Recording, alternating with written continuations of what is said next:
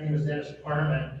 My title is Executive Director of the Montana Rural Education Association, but this afternoon I am here representing my colleagues from the Montana Public Education Center, who are the Montana Association of School Business Officials, the Montana Federation of Public Employees, the Montana Quality Education Coalition, our organization, MREA, the Montana School Boards Association, and the School Administrators of Montana. Over the past 10 months, there has been a growing clamor among school leaders and business officials, which today is at a fever pitch. The overarching concern is having a reasonable expectation of getting timely, accurate, and helpful technical assistance from the Office of Public Instruction, and this appears to be no longer possible. Now, despite a report that you will hear tomorrow late in your agenda, which is also contrary to an article that was published by the Montana Free Press, it is our understanding that as of last week, there were 51 vacant positions. I'll explain why I emphasize vacant positions in a moment in the agency. It is further our understanding that the Chief Data Officer worked his last day last Friday. This individual was the project leader for the upgrade and coordination of data systems at the OPI, which is funded by $13.5 million of ESSER funds that was appropriated by the legislature and the governor in the recent session.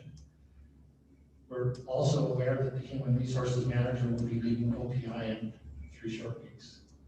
The reason I emphasize vacant positions is because the report you will see tomorrow, if you haven't looked at it, will report numbers in FTE.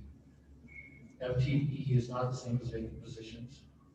And I hope that what I'm about to say is not news to anyone, but one FTE could quite easily be 2 half-time vacant positions. And we believe that the vacant positions is the most accurate way, the most meaningful way to report these numbers, because each position has its own job description.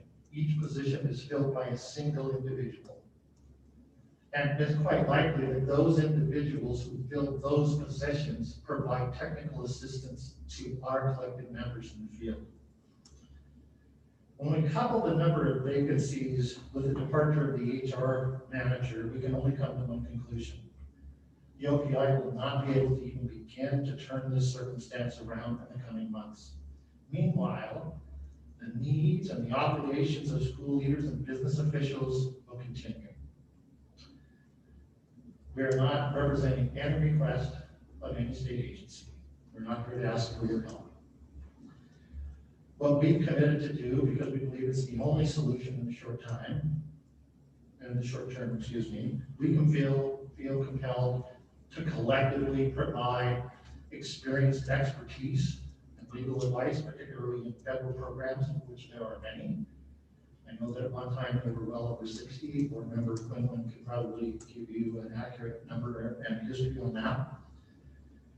And there are some state mandated programs that are funded by the general fund and legislature, which touch more responsibilities. And there's 3 particularly large ones: accreditation, licensure, and school finance.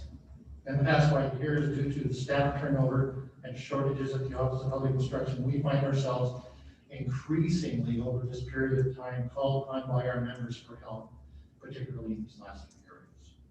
Finally, I want to recognize the employees of OPI who continue to come to work every day, dedicated to the responsibilities of the state, federal government, and to our members in the field, but their numbers continue to dwindle, and their burden continues to grow. We want to thank all of you for your service to the state of Montana and public education. And Madam Chair, thank you for your time this afternoon. Thank you, Mr. Parman. I do have one question of clarification. So you said that we will provide the expertise. Is that an MTPEC? Is that what you were saying there? Yes, we, as the Montana Public Education Center, will provide it within our own ranks, and if we need to, I've already started to seek services outside of our group from other sources that would be available to us on a national level. that clarification. Other public comment? Chair, I also have documents for the record that I'd like to present. Please.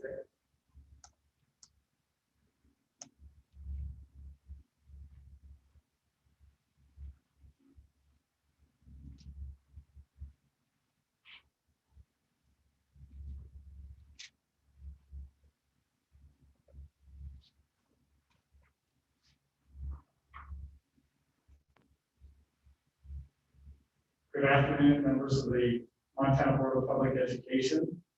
For the record, my name is Kurt Miller. I'm a 40-year educator in Montana, having served in 6 communities across the state of Montana during that time.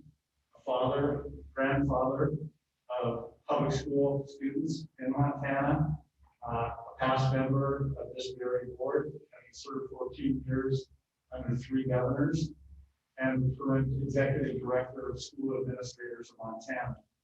But today, I'm here representing and providing public comment to the Board of Public Education on behalf of the Montana Public Education Center, which consists of Montana Association of School Business Officials, Montana Federation of Public Employees, the Montana Quality Education Coalition, Montana Rural Education Association, the Thorpe Department, Montana School Boards Association, and School Administrators of Montana.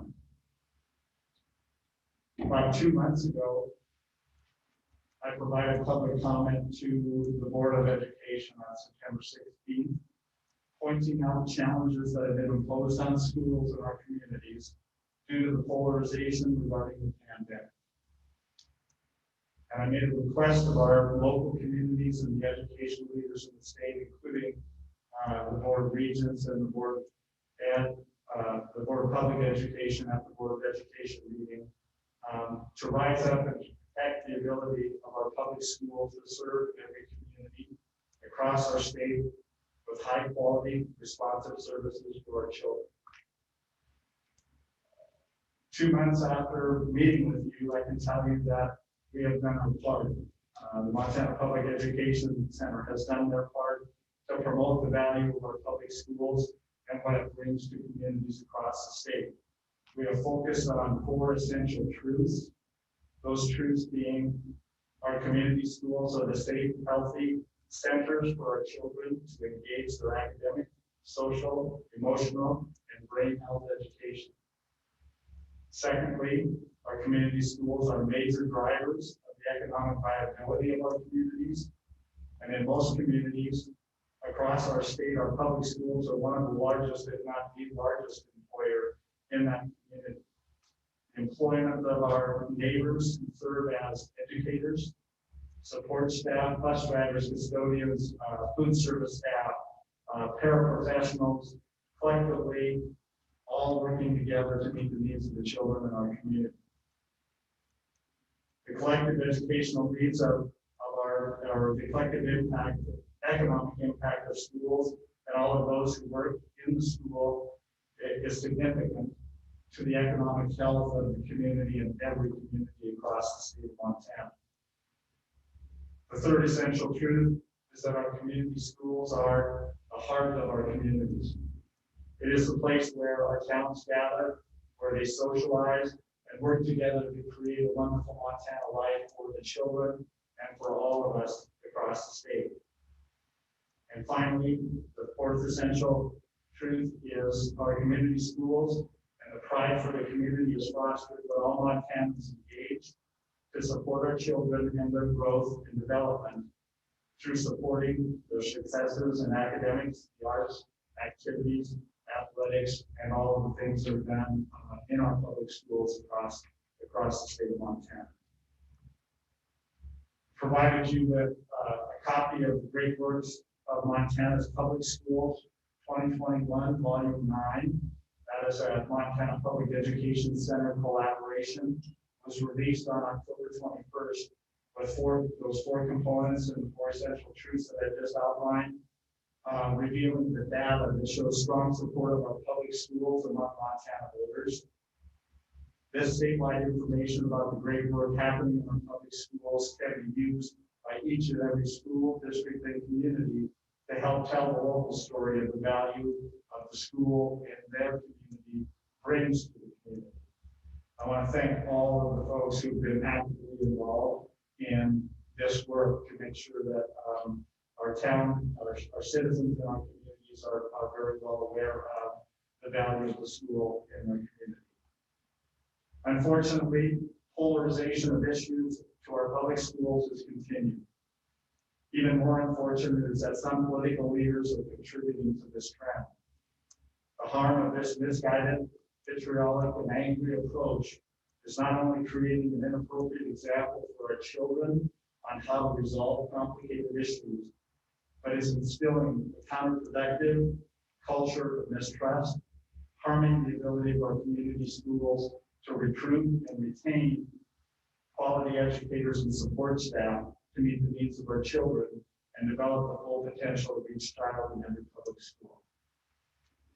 The harm to the success of our public schools and successfully recruiting and retaining high-quality educators should be a grave concern to all Montanans. We respectfully request that political leaders refrain from further second-guessing of local decision-making and cease instigating vitriol and anger directed toward Montana's public schools. Our public school leaders need empathy, encouragement, and support for their extraordinary efforts to provide the safest and most effective learning environments for our children throughout Montana. By working together, sorting out the differences of opinion, ensuring the voice of students and families in each community, we can all work together to protect the value our public schools bring to each and every community and ensure the preservation of a tradition of community ownership and local control that provides much benefit to our way of life as Montanans. On behalf of the Montana Public Education Center, I want to thank each and every one of you for your service to Montana and the great work that you do for the education of our children. Thank you for listening. Thank you, Mr. Miller, and we will receive copies of that testimony and will be presenting that. Thank you. Public comment.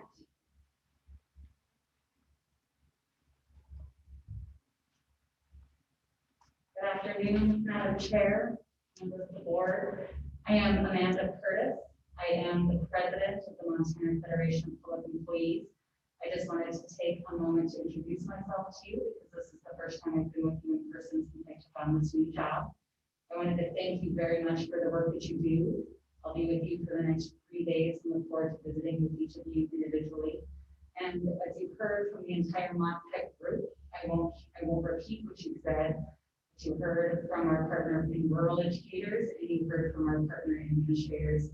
And I just want to put a great big exclamation point on the two statements that you just heard on behalf of all of the practitioners and professionals in the classroom in every single school across Montana, which is the group that I represent here. Thank you very much. Thank you. Thank you for being here. Other public comment. More public comment.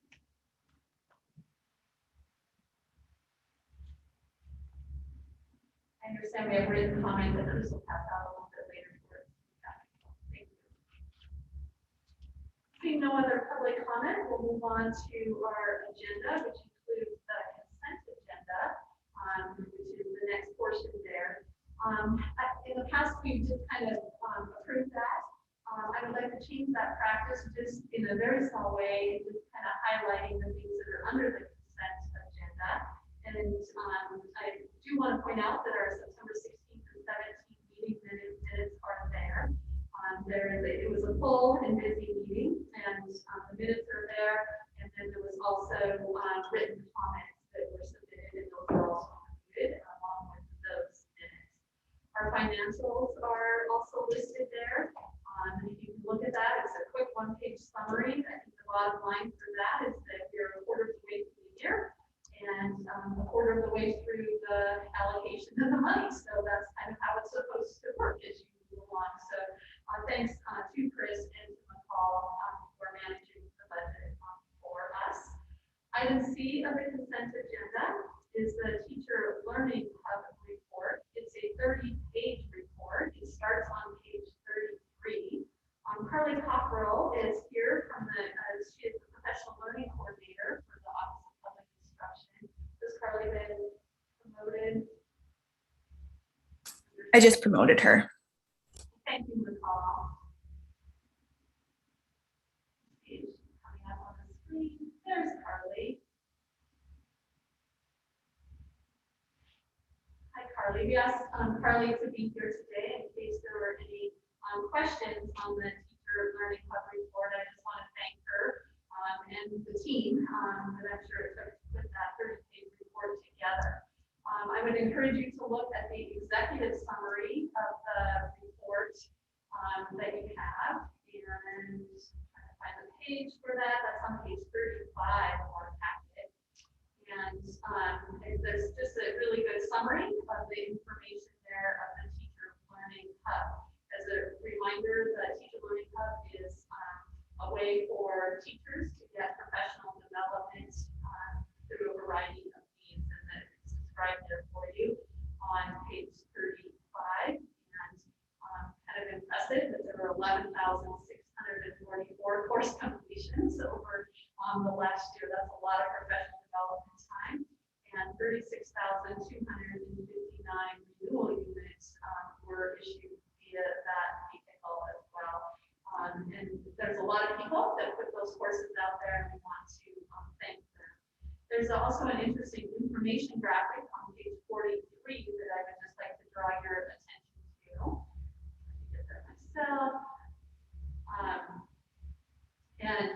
Here it talks kind of some of the fast facts about the Hub staff from 2021, the hours, the number of courses, the completion, and the number of educators that are included there. Good information. There's continued information on page 57, some interesting details, and again on page 60. So thanks to everyone who put this report together. And Carly, I hope that I summarized that adequately. Do you have anything to add to that? Perfect. Thumbs up. Thank you, Carly, very, very much. The other thing that is on our consent agenda, starting on page 65, is a 20-page report. It's the annual renewal unit providers report. If all goes well, I would submit that this will be the last time we see the report with this title. That the renewal units, as you may be aware, under Chapter 57 will have a name change to professional development. So we'll probably have a professional development report coming up, and I see Carly shaking her head that it all goes well, but that's where we will be. On page 68 of our packet, I'll just point out the number of providers that provide support and provide opportunities for professional development for our staff across the state. That there are 312 providers of renewal units, and it's a broad spectrum of people that provide that, and we're just thankful that they do that so that teachers can get not only professional development but also renewal units for licensure renewal. The appendix starting on page 72, you can really drill down and see who offered those courses and the details beneath it. So Carly, is there anything to add to that? Thank you very much for having me here for a moment. I appreciate your time to speak. I wanted to bring up something that I found very interesting as we deployed a very small enhancement to the renewal unit provider system being able to isolate what categories many of the professional development opportunities fell under. And you will see that in the report as well. The thing that really struck me when looking at all of the information was the vast number of social, emotional, and behavioral professional development opportunities taken over the past year. So I found that to be very promising as we work to continue to support Montana students. Thank you, Ms. Copper, for pointing that out. I think it points to that teachers they have a need to know and understand more, and they're looking to the for renewal opportunities of professional development to be able to support their knowledge so that then they can help students in their classroom. So thank you for pointing that out. So that's just kind of a quick highlight of the consent agenda items. Of course, any of them can be pulled off, but I will ask for a motion to approve the consent agenda as presented and as reviewed. Madam Chair. I move adoption of the consent agenda. Thank you. Is there a second? Okay, thank you. Moved by Vice Chair Quinlan and seconded by Board Member Hammond that we approve the consent agenda. Is there any public comment? Any public comment on the consent agenda? Any board member comment on the consent agenda? See none, I'll call for a vote. All those in favor of approving the consent agenda, indicate by saying aye. Aye. Those opposed say no. Aye. Thank you. Those opposed say no. The motion passes unanimously. I will ask for yes for aye and no when we do our votes because there is a delay, as you heard with Darlene, so that then we don't use ayes for yeses and ayes for no's. So just to kind of clarify the voting that way, I found in other meetings that I've been in that delay is inevitable and can't be helped. So we will call for the vote in such a way. All right, we are now to the portion where we adopt the agenda as printed. I don't believe there are any changes to the order of the agenda. You know that item 20 is indicated that Ken Bailey would be presenting the OPI staffing report, and that actually will be Cheryl Allen, so we can make that note of change to the agenda. But I don't believe there were any other major changes to the agenda, other than when we get to item 3, which is the state superintendent's report, if she's not here, we'll continue moving through the rest of the reports and let her do the report when she does get here. So that would be the only changes that I am aware of. Chris, are you aware of any others? All right, I didn't entertain a motion to adopt the agenda then. Somebody has to push the person button. Madam Chair, I move to adopt the agenda. Okay, and I think that was board member Keller. Did you identify? I can't see lips moving, so I can't hear or see who's making the motion. So when you make the motion, say your name so that then Chris can record it. So thank you. Okay, it's the first second, please. I'll second.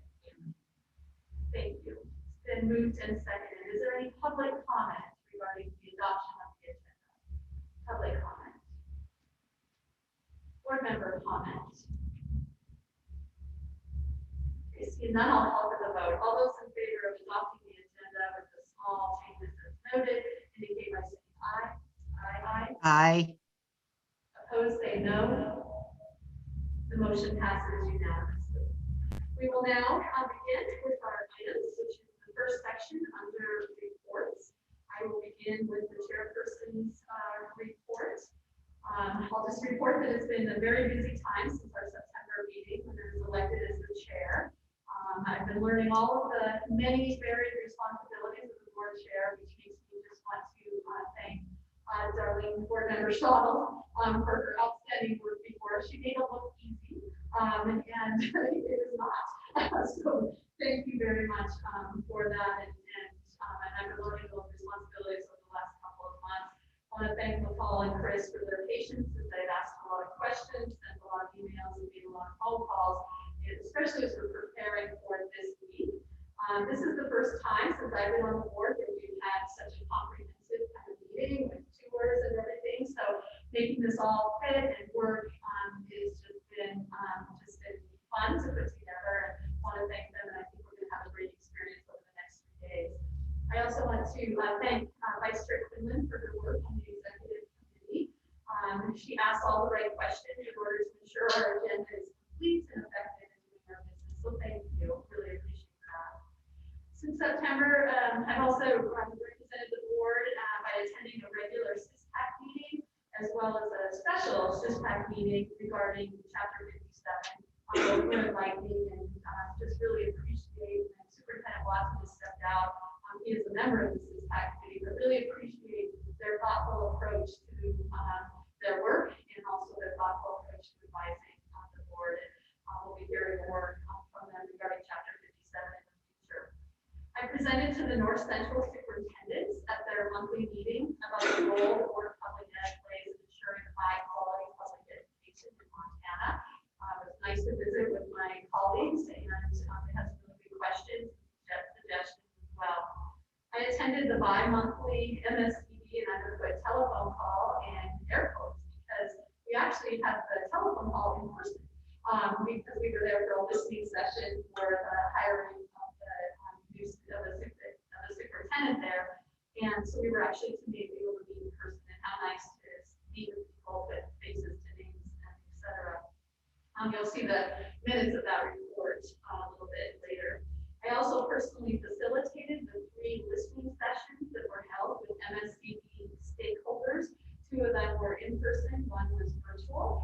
I had the opportunity to facilitate that. The technology all worked. It was really great to hear those voices, in the room, and to listen to their ideas and suggestions as they shared what they want, the kind of qualities that they want to see in their leader. And I'll talk more about the process tomorrow during that part of the agenda item. Finally, I would like to also send a big shout out to all the educators across the state. I know that they're all looking forward to Thanksgiving next week, a little break. I know they are thankful for their own health and for that of their students. And I know that they're also thankful for the opportunity to touch the future in the work that they do with it for all of Montana's children. So there's so much gratefulness when I visit with educators across the state. But I also know when I hear it in their voices that many of them have given their all since the start of the school year.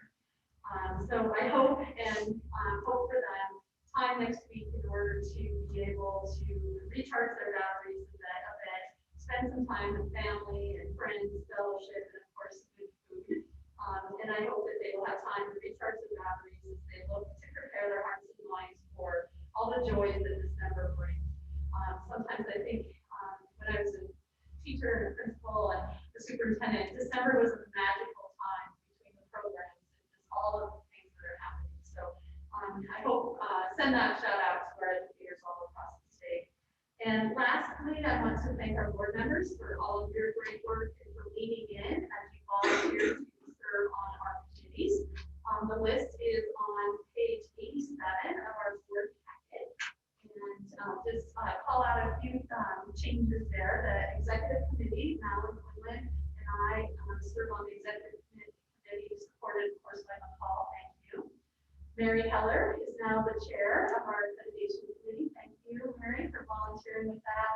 And she'll work with Scooby Hedlund as the accreditation committee, and then I serve as ex officio on that committee. So we have some work coming up there on Chapter 55. So we'll be spending some time together, I suppose. The licensure committee will be chaired. I've chaired that in the past as the vice chair, and so we're continuing with that. So now Quinlan as the vice chair of the board will chair the licensure committee, and I think you have quite a bit on the agenda. So good luck with that tomorrow, and it will be great. MSTV committee, Mary Heller will continue to serve there as the chair, foundation board member, and I'm also a member of that.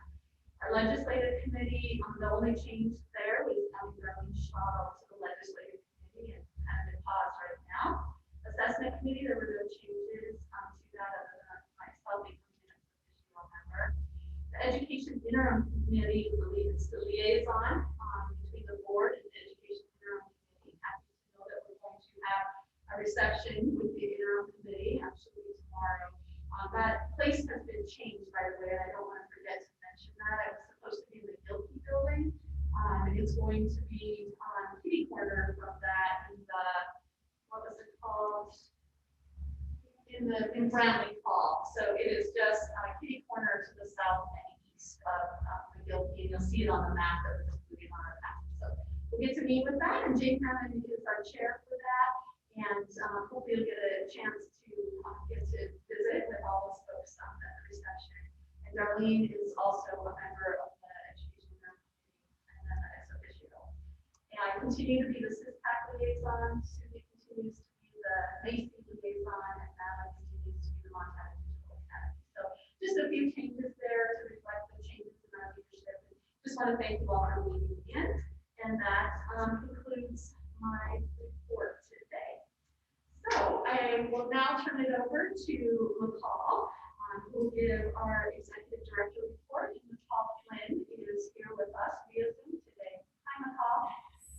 Hi, Madam Chair. Thanks so much. I just want to start by saying I'm really sorry I can't be there with all of you today. I've been talking for weeks about how excited I was to be in Missoula and spend time out of Helena and getting to do all of the fun tours that you'll get to do tomorrow. I think it's also very important to be able to meet and share time with our legislators and the Education Interim Committee, as well as those on the Board of Regents. So I apologize I can't be there, but certainly terrible timing. These things happen, but I'll do my best to assist you all from my home and support you over Zoom. I want to start by really thanking Superintendent Watson. He has done so much to make the first couple days of the Board of Public Ed meetings possible. I saw him running around before you all got started here today. And I think that's just pretty incredible when you can get a superintendent of such a large district to do something like that. I heard he even provided coffee. So really, what a guy. So really, thanks so much to Dr. Watson. I owe you one. I also want to thank Dr. Adria Lawrence, who you all will see on Friday morning. She really was instrumental in making sure that you all could meet at the University of Montana College of Education, have some lunch there, and then you'll have a tour before you all head over to meet with the regents for the Board of Education meeting. So really just want to thank Dr. Adria Lawrence for all of her help and getting us set up. So today I'll provide some brief updates on the latest CISPAC meetings you heard briefly about from Chair Lacey, and then we'll go over the Roberts Rules of Order that are in your packet, and then we'll move on to making some motions related to the bylaws and the strategic plan.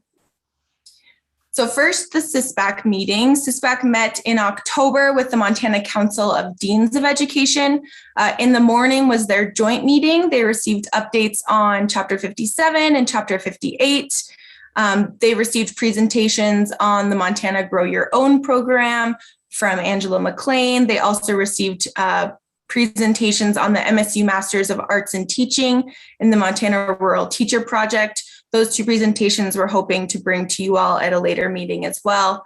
In the afternoon, CISPAC met just as their own council, and they reviewed their own bylaws, the Professional Educator Code of Ethics, and then approved one Class 8 licensure application.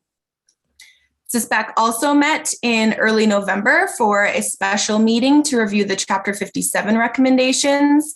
The Office of Public Instruction presented the Chapter 57 task force recommendations and heard feedback from CISPAC.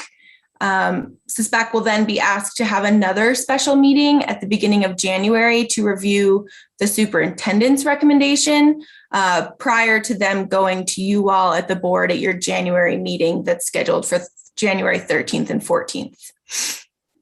So next up to the Roberts Rules of Order. You'll see in your packet, and I believe Chris has even printed them for you all as well for the future. We have looked back at this Roberts Rules of Order document. I can't take any credit for it. This is something that Pete put together years ago. We like to call it the Robert's Rules of Order cheat sheet in the office because it is very helpful to all of you to assist you really as you make motions, help you feel more confident if you have questions about those motions, and then what happens after each motion. Again, I think it's just a really good refresher on parliamentary procedure and really allows you all, like I said, to be confident when making motions and then steps that precede each of those motions. So we're going to make a better effort to use this document in the future for onboarding practices, making sure that you all have it for each meeting, and then any other time that we're talking about motions or in reference to the quasi board. So next I'll talk about our bylaws, and today I will ask that you all make a motion to approve these. Over the last few meetings, we've reviewed and discussed our bylaws quite a bit. We've determined that it would be appropriate to include a new article at the end that offers opportunities for professional development for our board members. With that, we determined that it was likely needed to also have a better process for each of you to request when to attend different professional development opportunities. So you'll see at the bottom, there's the new article that states all requests must be submitted to the executive director at least 1 month prior to the conference. Board members should submit the request using the request and justification for travel form. All out-of-state travel and travel that exceeds $1,000 must be approved by the executive committee prior to participation. You'll also see that there's a link there that'll take you directly to the request and justification for travel form. It's also in your packet, but there will be a place online for it as well to make it easy for you all to find. We referenced this last time, but again, we actually found this document on the Commissioner of Higher Education's website. This is something that they use at OCHI. Also, this is very similar to the form that other state agencies use when requesting travel as well. I think it'll help us in the office better track expenses and then help us create a better paper trail for our auditors. And then once approved, I will be able to put it up on our website and there'll be easy links to access that there. So Madam Chair, I will turn it back to you for questions and a motion on the bylaws. Thank you. We'll first start with questions. Are there any questions about the bylaws or changes in the bylaws? Dylan, I believe you had some thoughts.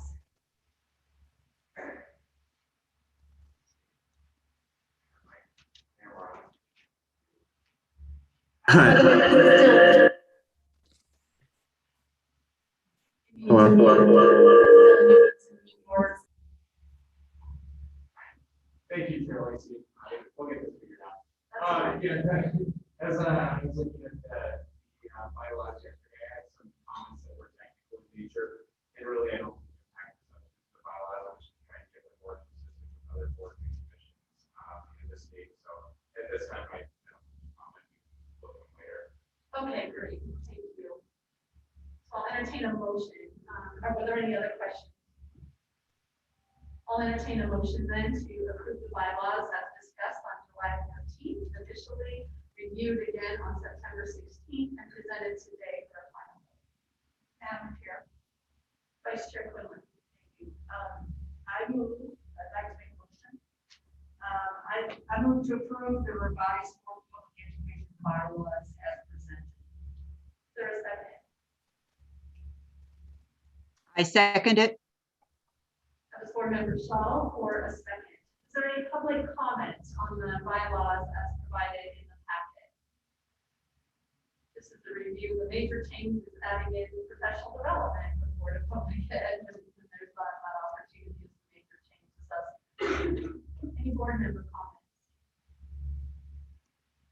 As noted, we discussed in July, again in September, so here we are today. So no surprise that we have any questions. I'll call for the vote then. All those in favor of approving the bylaws as presented, signify by saying aye. Aye. Those opposed say no. The motion passes unanimously. Our bylaws are approved and will be updated on our website and for us on our finders. All right, we'll call. Thank you, Madam Chair. Next is our strategic plan. At our meeting in September, you all saw the updated version of what used to be the 5-year plan. Now is the strategic plan. Again, this is something that we will revisit every year at our strategic planning meeting. You all put a lot of work into this, so I do want to say thank you so much for your time and expertise in looking at this and really adding more to it. Again, you'll see it in your packet. You'll see the clean version for the new strategic plan. And again, Madam Chair, I'll turn it back to you for questions and a motion. Thank you. Are there any questions, overall general questions from the board? Seeing none, I will entertain a motion to adopt and approve the strategic plan. Madam Chair. Vice Chair Quinlan. I move to approve the revised board public education strategic plan as presented. Is there a second? I'll second that one as well. Thank you, Board Member Schottel. Motions on the floor to approve the strategic plan as presented. Same thing here. We began our conversations even before July 14th, I believe. And then July 14th, we reviewed. On September 16th, we reviewed again, and here we are for our final vote. Is there any public comment on the motion to adopt the strategic plan? Any public comment? Any board member comment?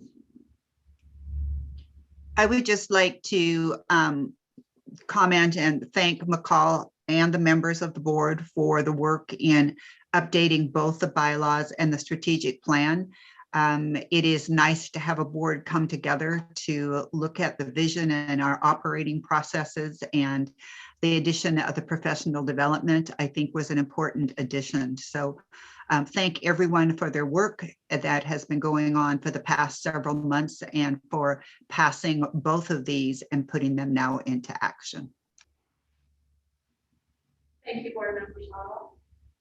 I would also like to thank the board for their work here. I think our mission statement has been fleshed out a little bit more appropriately and really reflects the Montana Constitution and what the Constitution expects our work to be about. I really like that we have aspirational goals, and then more than goals, we actually have action items, which are the bullets underneath each of the goals. And I've always believed that you can't get anything done if you don't know where your roadmap is and what you're going to be doing about it. I think this will really help us as we do our work and will keep us on track.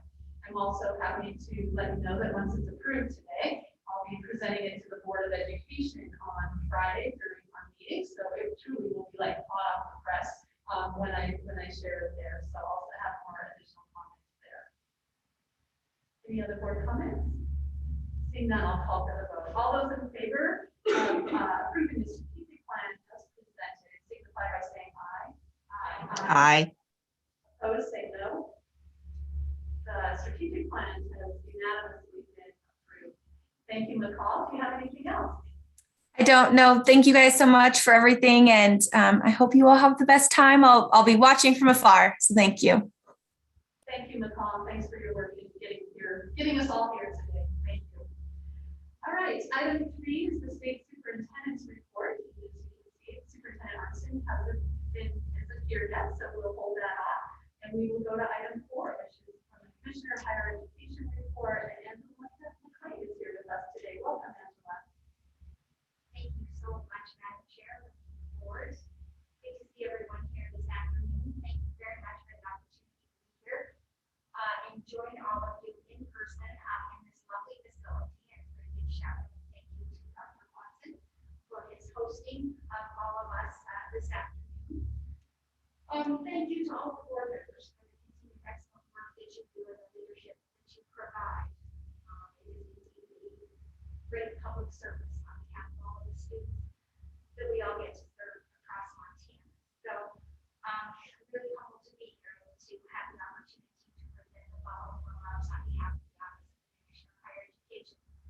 First of all, our team from the Office of the Commissioner arrived on campus at the University of Montana early this morning to start our meetings. My first meeting this morning was the meeting of the American Indian Minority Achievement Council. And we went till noon, and then we had a soup Wednesday, that we got to join folks from the ed department, on campus there. And then I'm over here, and my colleagues back on campus are meeting for the student affairs meetings and the chief academic officers meetings this afternoon, and 2-year campus leaders meetings. Just to give you an idea of some of the things that are happening over at the University of Montana today. And tomorrow we have the board regents meeting on campus. And then on Friday morning, we have a joint ed interim committee meeting with our regents and the interim committee. And then in the afternoon, we have the meeting of Board of Public Ed and the Board of Regents combined, so the Board of Education. So a very busy several days of business on behalf of all of the students that we serve, both at the P12 level and at the post-secondary level in the Big Sky State.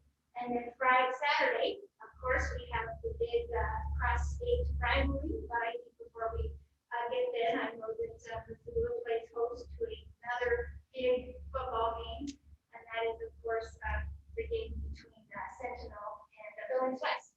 And then down the road on 93, I think another football game, and that is Lawrence plays Bigfoot. So we have a lot of things happening in Montana, including girls volleyball, which happened on one of our campuses, the state tournament for all classes of girls volleyball at Montana State at the field house. Truly a remarkable event. And as I sat there watching the Jefferson High Panthers play the Townsend Bulldogs in volleyball, I just continued to be filled with such pride that this is really a coming together of folks from all across Montana on behalf of the students that we serve, bringing the K-12 folks together at an institution of higher education. Really quite remarkable. But so many things like that happen in Montana that are a strategic part of the partnerships that we can have because we're Montana. We believe in our public institutions. We support our students. And so I just am sitting here today with such profound pride in all of the work that we all get to do collectively to a better Montana. So I have a really great opportunity to present some really good news to you that we've been doing at the Office of the Commissioner of Higher Education. So let me start with this. We were able, through our office, to work with Mr. Kleitmeyer here and get a proclamation from the governor that would recognize October as College Access Month. So very important. And so we recognized in that proclamation the first 2 weeks of the month as college application weeks and really supporting a big push towards students making application through our central portal of Montana, as well as to our tribal campuses or to our private campuses. And during those 2 weeks, every single application that a student would make who was a resident Montana student was free. So really quite remarkable. Another part of that proclamation also spoke to the importance of FAFSA completion.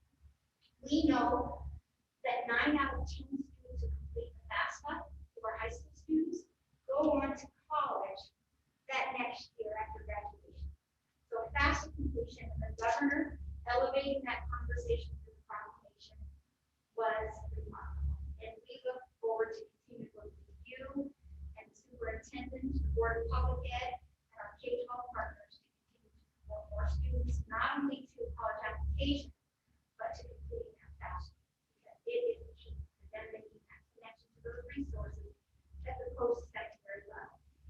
So another data point that I'd like to point you to in regard to college application is the number of applications that we had through our central application portal. And just in that 2-week window alone, we exceeded our number from last year, and students completed more than 9,200 applications during that 2-week window alone. And one of the pieces that I'm sitting on, one of the data pieces that I'm sitting on, and we've already taken steps to reach out to some of these students, is that 14.3% of all of the applications submitted were submitted by students who identify as American. And so what we did in our office, and now because it's a central application, we created email and we reached out and said, now the next critical step that you need to take is connect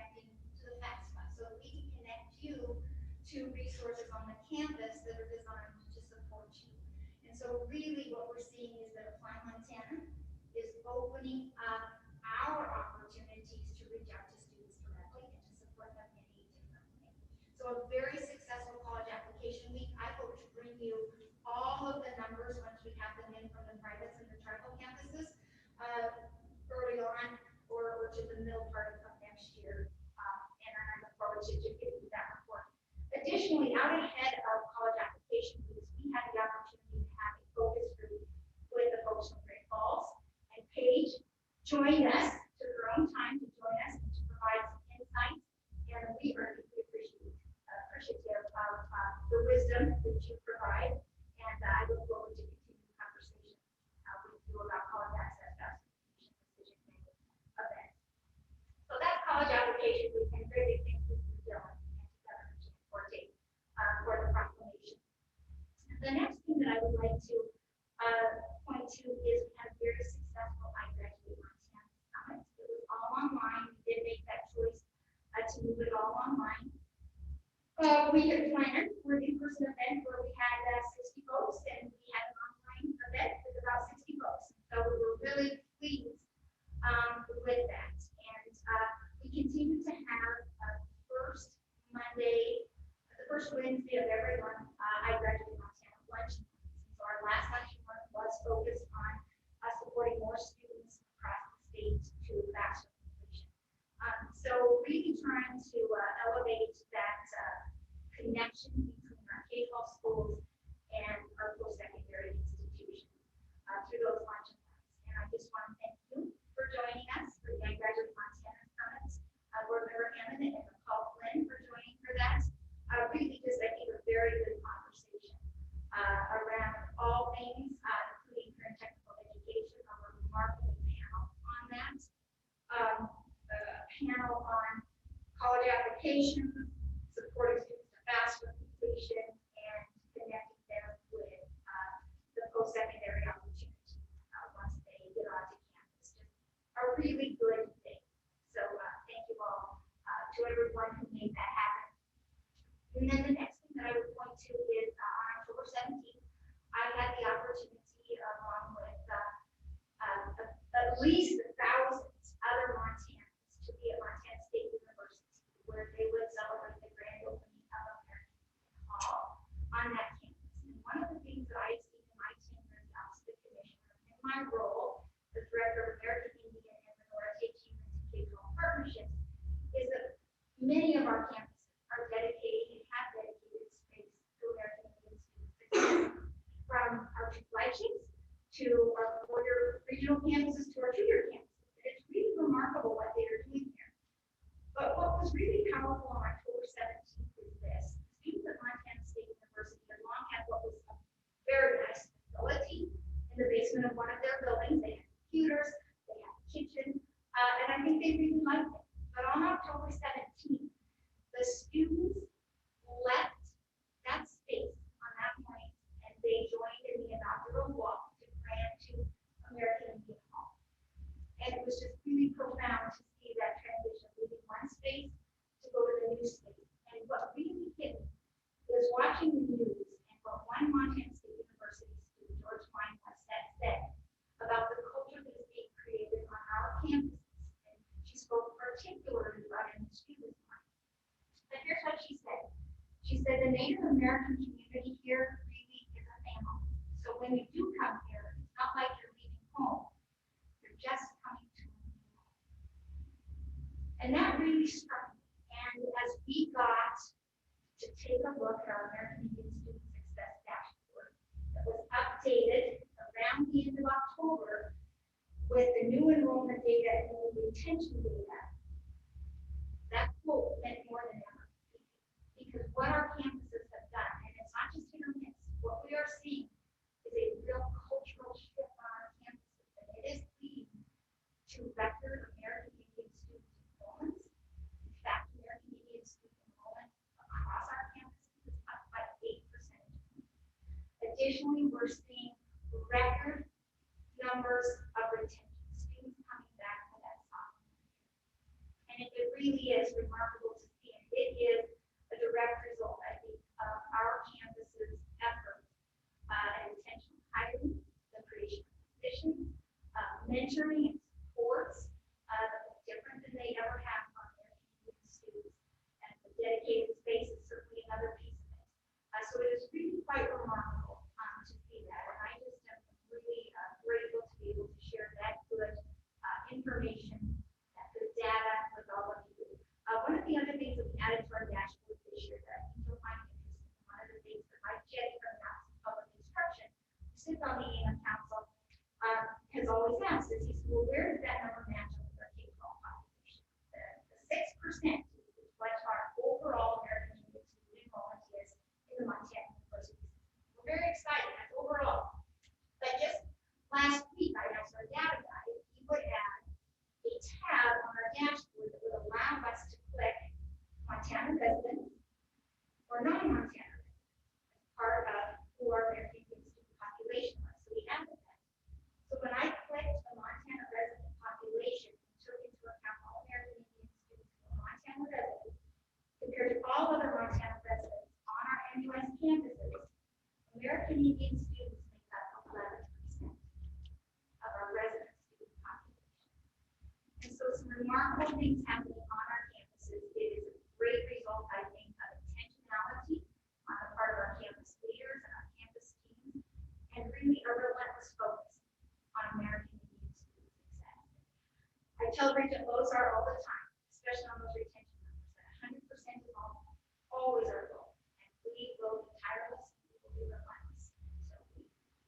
So anyway, I thank you so much for this opportunity to be here today, and I look forward to visiting with all of you and seeing you again throughout the next couple of days. I'll close out my week on Friday at the interim committee, and I'll make a presentation on the Grow Your Own program that we are rolling out as a result of House Bill 403, as a result of Representative Running Wolf and those folks on that, and points to the promising programs at Montana State University Northern, Stone Child College, and Blackfeet Community Colleges, and then the Masters of Arts in Teaching from Montana State University and the Montana Book Teaching Project to close out that conversation. And finally, the last presentation that we'll share with the board and the interim committee on Friday is about resident student access.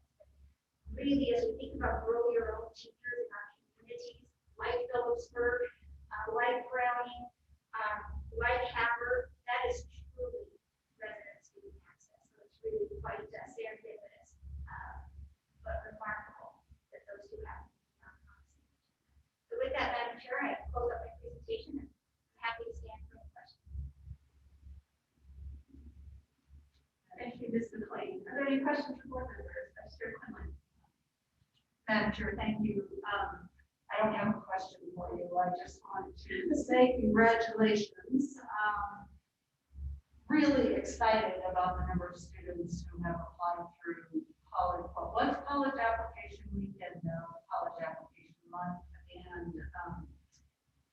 And when you're around here long enough, you can remember when these things were just a kernel. And I remember celebrating the first 100 or a couple of hundred students that applied for college application week probably a decade ago. So congratulations on the expansion. Thank you to the governor for recognizing College Application Month. And I actually want to do a shout out to Angela McLean, because I think your infectious enthusiasm and your perseverance in all of this is truly the foundation under a whole lot of these successes. So thank you for your work, and really excited about how large this is growing. Any other board member comments? Member Headland. Madam Chair, thank you. I just also want to say to Ms. McLean that it was fabulous to be a part of the events on campuses that she mentioned. U of M hosted our students in a football game. That was a great opportunity for them, and just really exciting and inspiring for the students. And then also getting to go to MSU and have the girls be hosted for volleyball. And we took as many students as we possibly could, get bus drivers to haul down. So we had students and all of our students who had their homework turned in, and were able to take them to participate. And just nice to have the kids on campus and to give them that opportunity of something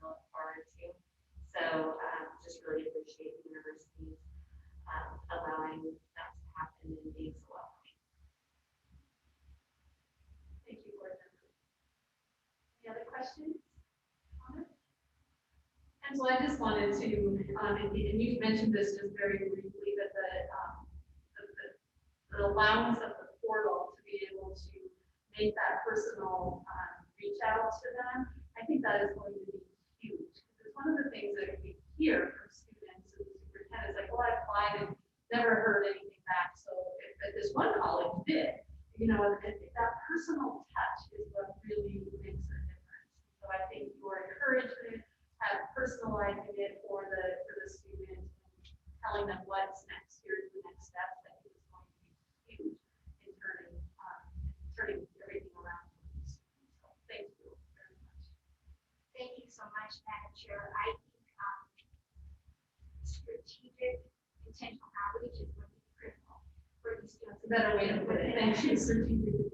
And in fact, in the Ifa Council meeting, I got several names of committee members who signed up to meet with me in early December to create a roadmap for more intentional outreach and checklist on everything from the FAFSA to touching base on housing, et cetera. And so it's really exciting how this has materialized just in a couple of weeks since we got that data. And I think it's just the tip of the iceberg. So very, very exciting. And then thank you so much, Board Member Goodman, for recognizing me. But I will tell you that we have an excellent team. I oversee the director of Europe and the director of talent search. And now she has another grant, the EOC grant from the federal level. And we also have now a senior college access manager that's part of our work. We have Phil Rose, the director of enrollment and admissions, Scott Leonard. And then we have a college access team that's a new concept, and it's kind of a breakdown of folks from METS and from Europe and me and from Scott. And so it really is a great, concerted, focused effort. And so but I really appreciate that, and I will pass along the compliments and remarks to them. Thank you. That concludes item number 4. Let's move on to item number 5. I'm sorry, public comments or member comments? I'm sorry, haven't got to that yet. Okay, I just got a quick question. I noticed, I don't know if this is the right way to do this, but I noticed that Cheryl Allen of OPI is on. Is there a reason why she wouldn't give the superintendent's report? I don't know. I believe the superintendent is planning on being here, so I think we want to reserve that that opportunity opportunity for her. So thank you. Thank you. That's why I ordered clarification on that. Thank you very much. You're welcome. Public comments. Mr. Miller.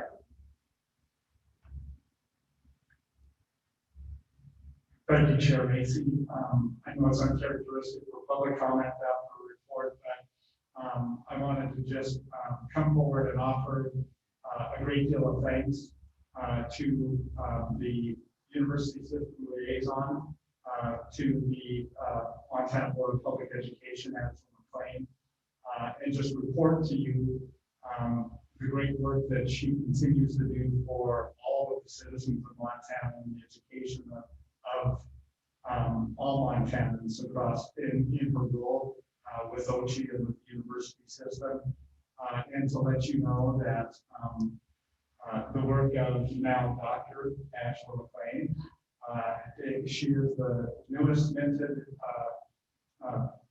education doctorate in the state of Montana, and I don't know if it was actually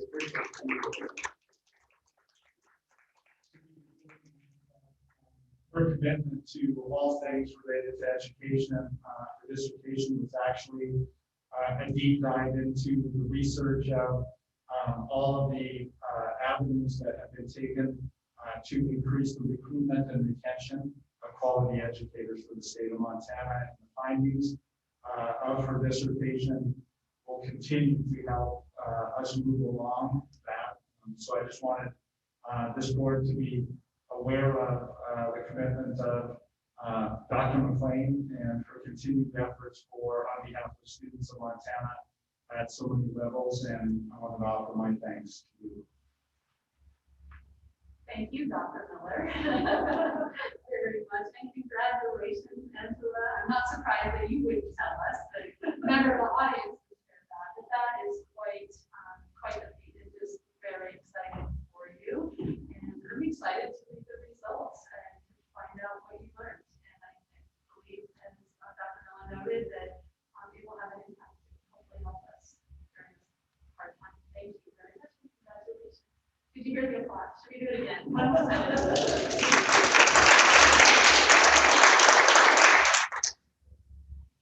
Great, thank you.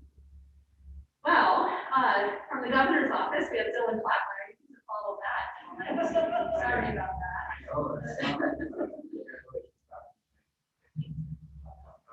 Thank you, Chair Lacy. I want to thank Superintendent Watson as well for hosting us at the University of Montana the rest of the week. It's always great to get on campus and have it all on meetings like this. And I appreciate the Dr. Lane's updates on college application week. The governor's had to sign that proclamation. We're really glad to hear that it's a success this year. Another proclamation that he signed last month that I think is especially important this year was Liaison after school. That's a nationwide event run by the After School Alliances to promote after school programs in the state. And so I know that there were Liaison after school events going on at various communities across the state to promote after school programs as well last month.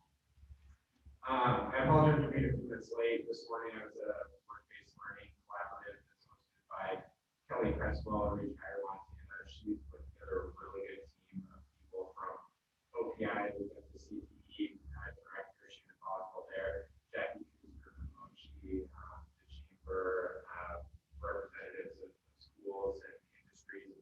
So they put together a really good work-based learning collaborative that's planning on looking at long-term strategies for getting work-based learning opportunities in the state. So that's pretty exciting. And we'll look forward to working with that group. We've got an exciting week in Missoula this week. Lots of education meetings going on. As you know, I'm happy to be here this afternoon. And then bouncing around between the Board of Public Education and Board of Regents meetings over the next couple of days. And of course, the governor's happy to be here meeting with both groups on Friday afternoon. Overall, my updates today are going to be pretty light because the governor will be here to share his updates with you. So I don't have a ton of updates. I'll just give you kind of an overview of what he'll be discussing. Like I said, the Board of Education meeting will be Friday at 1:30 in the UC Ballroom at UM. We'll get together with the regions. Our goal is to work with your Executive Director Flynn and Jasmine, the Commissioner of Higher Education's office, to get these joint Board of Education meetings on a regular schedule. Right now, we're looking at having the Board of Public Education host every March and the Board of Regents host every November. And we think that that's a pretty good schedule. We'll work with your staff so we have good agendas. Congratulations on this passing your strategic plan that we will primarily be discussing on Friday with the joint meeting. I know the governor is really excited to hear the strategic plans for the Board of Public Ed and Board of Regents and how we might all be able to work together and kind of that K through 12 and post-secondary look.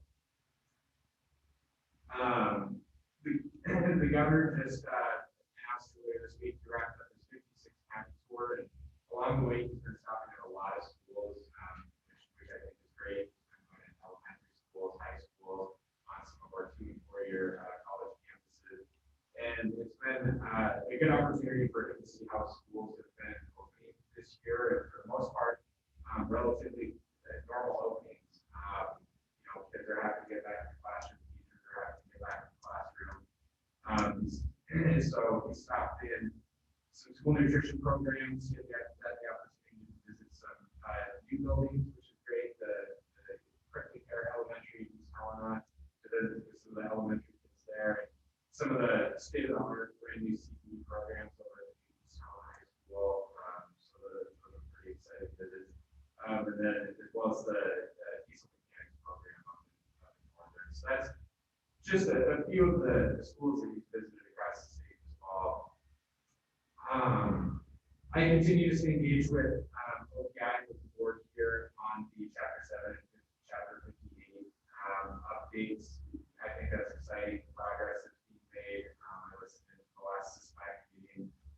lots of good comment there as well as, see what the final product ends up being. Hearing lots of comments, related to reciprocity or related to flexibility within endorsement areas. With the school year being fully open, and for the most part, I think pretty successful fall. Everyone looking ahead to the spring semester and winter coming in, what that might look like. TPHHS still does have nearly $18 million in funding for schools to access COVID-19 rapid tests. They can just apply online. There's a form at TPHHS.gov, and there's funding there available for any school in the state to be able to access COVID-19 tests to be able to keep their schools open. Hopefully shortly here we'll be announcing the second round of Governor's Emergency Education Relief Funds, hopefully right after Thanksgiving. Who those awardees will be, that's about $3.9 million available, targeted largely towards technology investments, online learning and professional development in the K-12 arena. We've received some excellent applications, and we're supposed to make our way through those applications. And then piggybacking off that, staying in touch with the Office of Public Instruction about the emergency assistance to non-public school funding. The remaining funds, it's EANS, so any remaining funds that are left over from that EANS funding will revert back to the governor of the year funds, and so we'll of course be taking input then again on what that second or third actually tranche of year funding should be dedicated towards.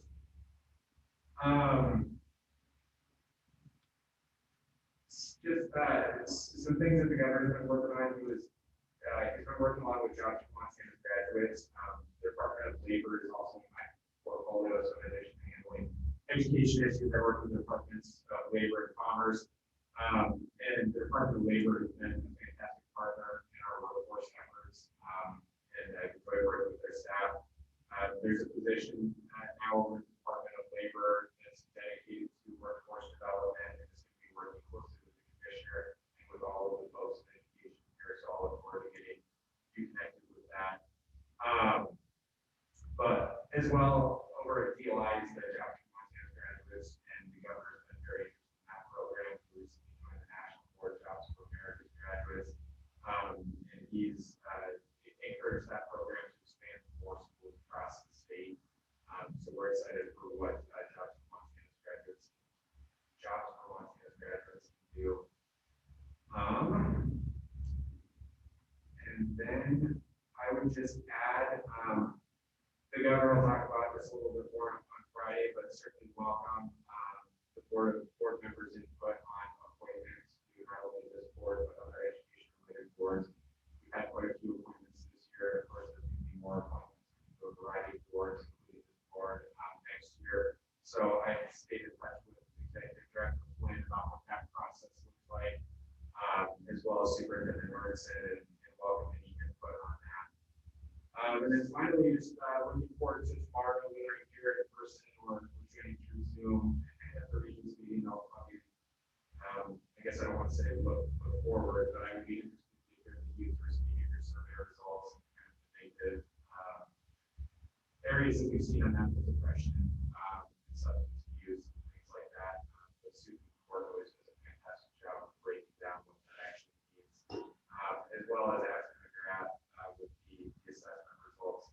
I don't know if we'll be seeing full results tomorrow, but similar to YRBS, I think we all need to analyze what the impacts have been on academic achievement for students in the past year.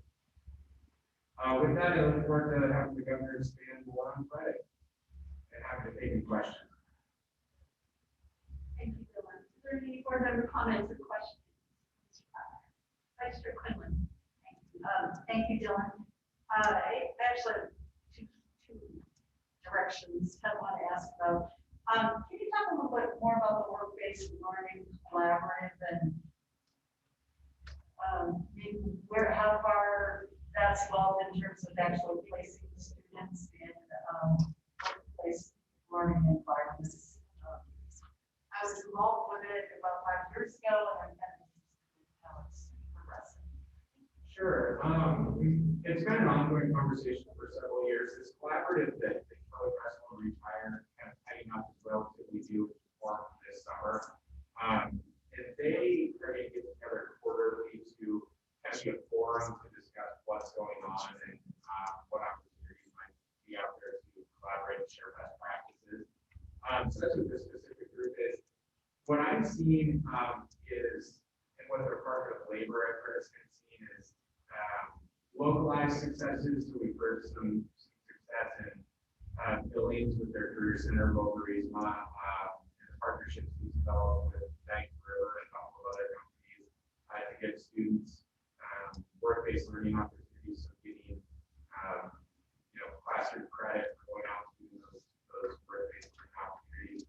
And my understanding is they've done a good job of getting those students placed in jobs afterwards. They had a pretty small cohort last year, I think 5 or 6 students, but 3 or 4 of those ended up with full-time jobs the next year after they graduated at pretty high hourly rates. And so my understanding is they're going to be duplicating that on the Kalispell in the coming year. So I think what we're going to be looking at is there's kind of localized success stories and support for groups like the chamber, contractors, and some of these businesses that have expressed interest in providing opportunities, and seeing how we can share those best practices at the state level and try to replicate in more communities. So I'd say it's still somewhat in its infancy. Madam Chair. Just a second question. You talked about the cure money and the EANS money, and is this, I think you explained this, but it was a lot to take in. Is this the balance of the money that was actually allocated early on in the pandemic in 2020, or is this a new set of money? This is a new set of money. So the rounding of year funding to be allocated here in the next few weeks is the second round of year funding. Stands for Governor's Emergency Education Relief, not to be confused with OSU's Montana CARE programs. The first round was extended in 2020. EANS is a relatively new pot of funding that the Superintendent might be able to explain better, but it came from the second and third rounds, the CRRSSA and then ARPA. It was a pot of money from ARPA for emergency assistance in public schools, and the portion of it that is not spent reverts back to the governor's office as year funding. We do love our acronyms. Questions? Sure. Madam Chair, thank you. I would like to add just my 2 cents. So I had a good visit with Sarah Swanson over at Department of Labor in her new role. She had asked me to come in and give some ideas and ways to help with this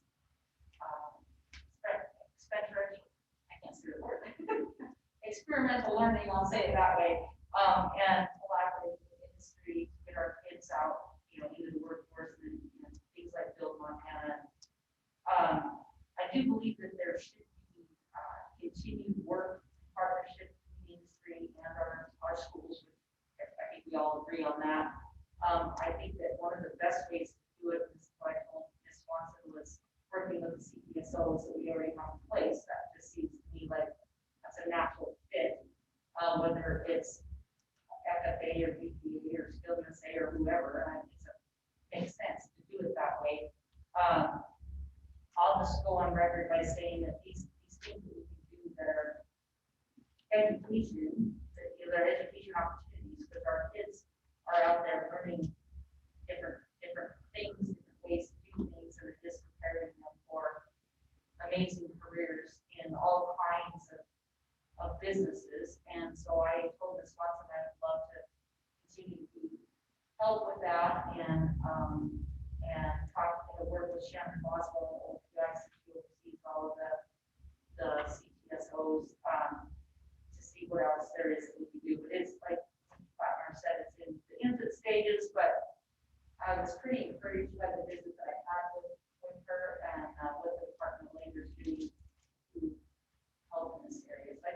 on record and say that. Thank you. Other comments? Yeah, and I think there's a variety across the state. You know, some communities are going great guns in that area and working very closely with the chamber. Great Falls being one of those, and first-hand knowledge of that. Others are just in the stage. So I think a statewide emphasis and statewide work on it, dedicated to that, I think will do us all along. Thank you for that important work. All right. Well, Superintendent Arnston has joined us, I believe, from Great Falls. You came from there today, and so we're glad to see you. I'm glad that you were here. So we will jump back up to item 3, which is her report. Just to kind of give everyone a heads up, we will then do Kate's report after that, and then we're going to take a break. We've been sitting here a while, so just to kind of tell everyone what we have. So welcome, Superintendent Arnston. And Madam Chair, I'm so sorry, before you guys keep going, I've heard from a few folks on Zoom that it's kind of hard to hear, and I'll agree that it's hard to hear on my end sometimes too. So I don't know if that means that maybe you need to get closer to the mic or hold it closer, speak into it, but that would be really helpful to those of us on Zoom. So thank you. Sorry to interrupt. Thank you. If you're on Zoom, you should be muted. So check your little left-hand screen there, make sure that you are muted so we don't get the feedback. And do you have a hard time hearing me, McCall? It just sounds a little muffled, so I don't know if maybe just closer. Yeah, that might be better. Is that better? Does that make it better? Or? It seems so, yes. I know. It may be muffled just from the masks too. I'm not sure, but it might be helpful to do closer to the mic. So thank you. Thank you. Yeah, if you'll pull it forward closer to you, that would be helpful. All right. Superintendent Arnston, thank you. Thank you. Good afternoon, Madam Chair and board members. It's nice to be in person. McCall, I wish you well. I wish you were here with us. You put a lot of energy and planning into this. So I know it's going to be a very productive meeting. Board members, you've all seen our information that we passed out, but the first one is the picture. And it's the picture of the family that's here that is discussing Teacher of the Year. And I just want to give a really big shout out to Arlie, as well as to Mr. Stockton and his family. When we came and visited, it was all a surprise. And when he did see that indeed with his family there was something happening. But when you see that picture, just the genuine happiness that all the family is there. And as we know from being in education, these are family behind us. It's nice to see more success. So a great shout out to him. Here we are in Missoula, and it is the Grow of the Wild this weekend. Very excited that we also have the Board of Regents. Mr. Stockton will be introduced to the Board of Regents, as well as a pregame before the kickoff.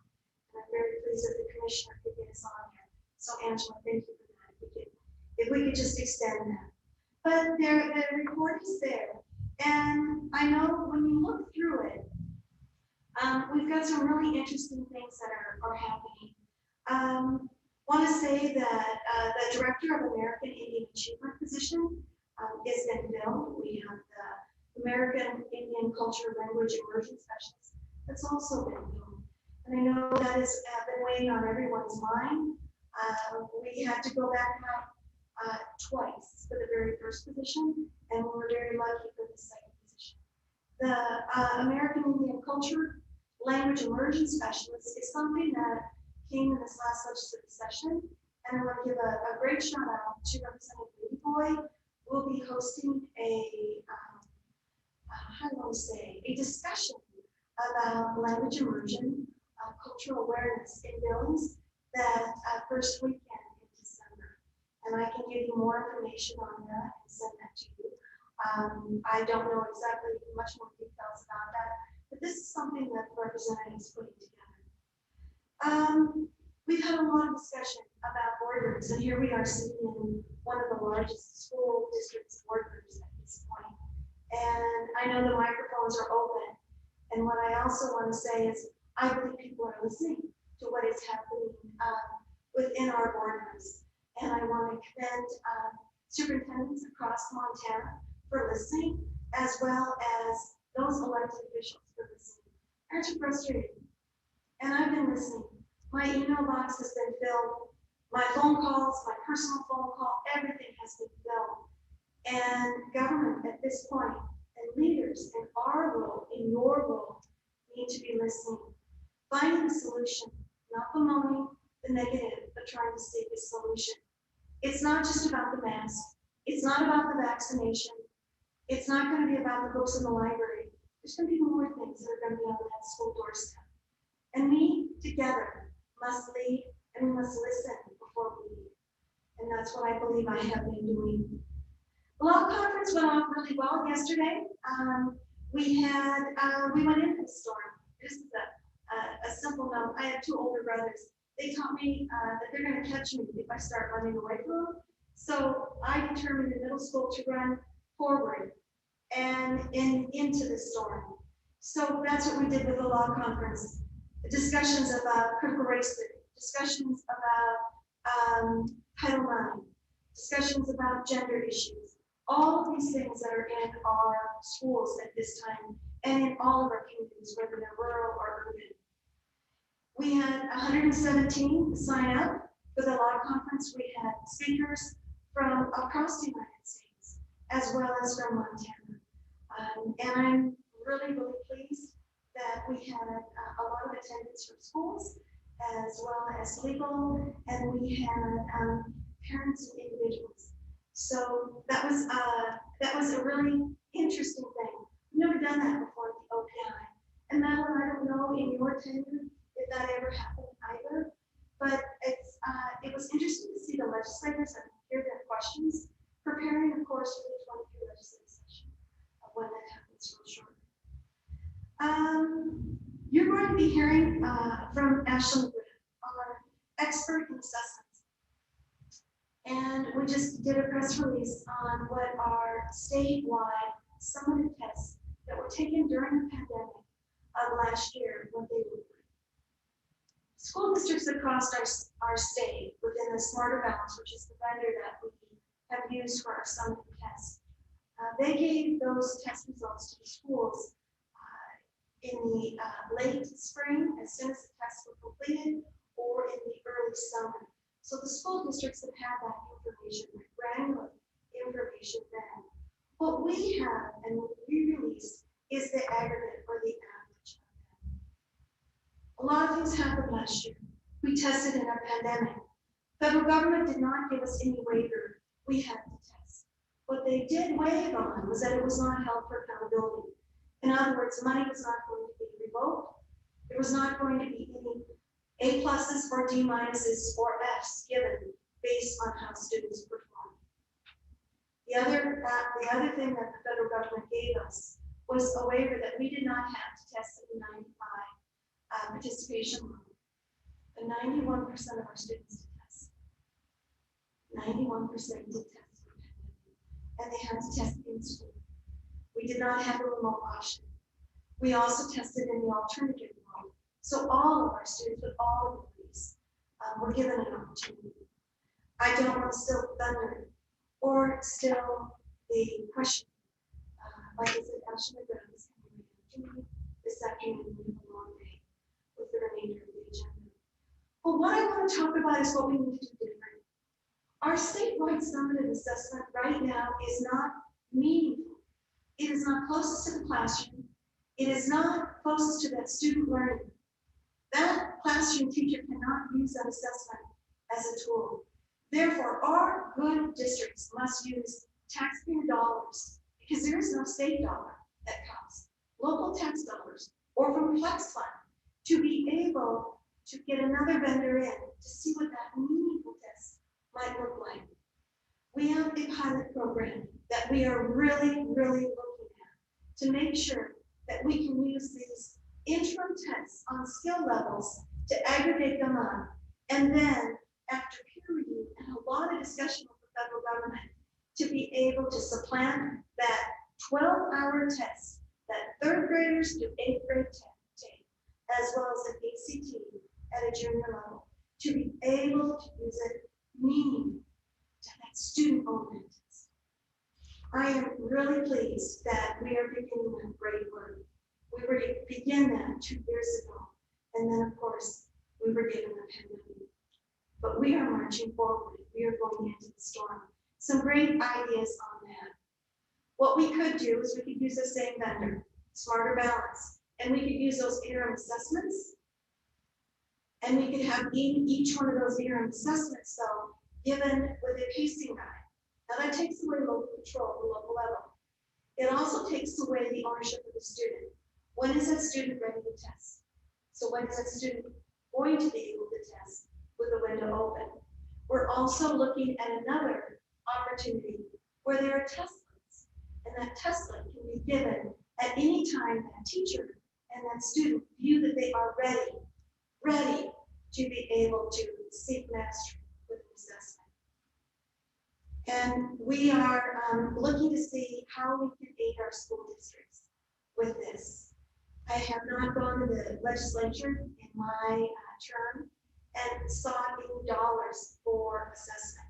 We received the lowest amount from the federal government to determine success at the end of the year. That's a $3.6 million. I am probably going to be coming to you when we come through with this pilot program to see exactly how we can open up the rules and see exactly what is the best indication of student success that shows what great learning has taken place over skill, over a period of time, and over a growth period of time with the student. So I'm really excited about that. The rest of the things that we have here, and I know we had some questions regarding Ian's and Esther. On our website, we have both of them. For the audience, we have 3 opportunities with federal dollars that came starting June 20, and then we have 2 other opportunities that are still there. And if I could real quick, the ESSER 1 monies, which was about $40 million, we have 29 million at hand that are pretty much expended. In other words, they have drawn down the money from the OPI and they've already purchased and expended. There's 10 million remaining on there. There are 10 months remaining in when these dollars need to be reverted to the federal government. So I'm asking our education partners to make sure that they share with everyone that works in education that these dollars must be gathered, they must be budgeted for, and they must be expended in the next 10 months. And that's $10 million. I believe as the rest of us that are sitting here do not want to turn it back. So we're doing everything that we can within that clock ticking. ESSER 2 was about 160 million, and we have expended 27 million at this point to our school districts. But budgeting is 140 million. So they're doing really, really well with it now. What has happened with ESSER 1, the first 40 million, and this 140 million, there are different allowances of uses.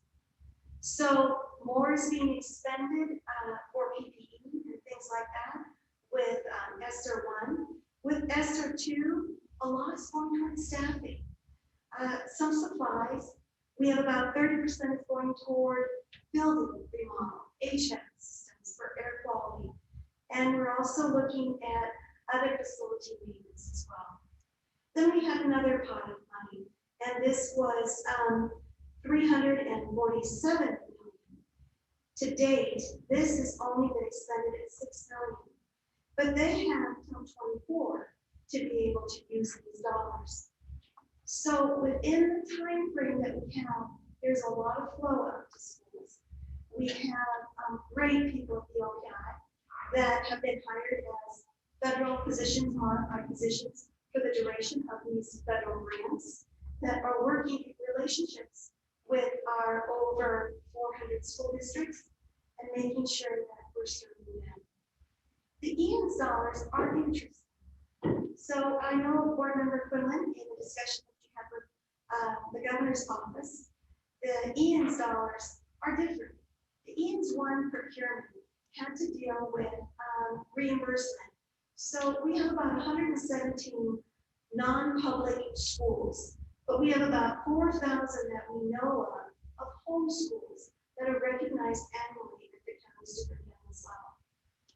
What the first batch of dollars of EANs was in a reimbursement.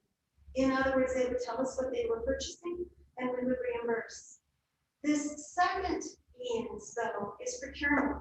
So we are now working with the Department of Administration because we have very tight state procurement rules, and they're different in every state. And again, this is a federal program. So we are going to procure for them.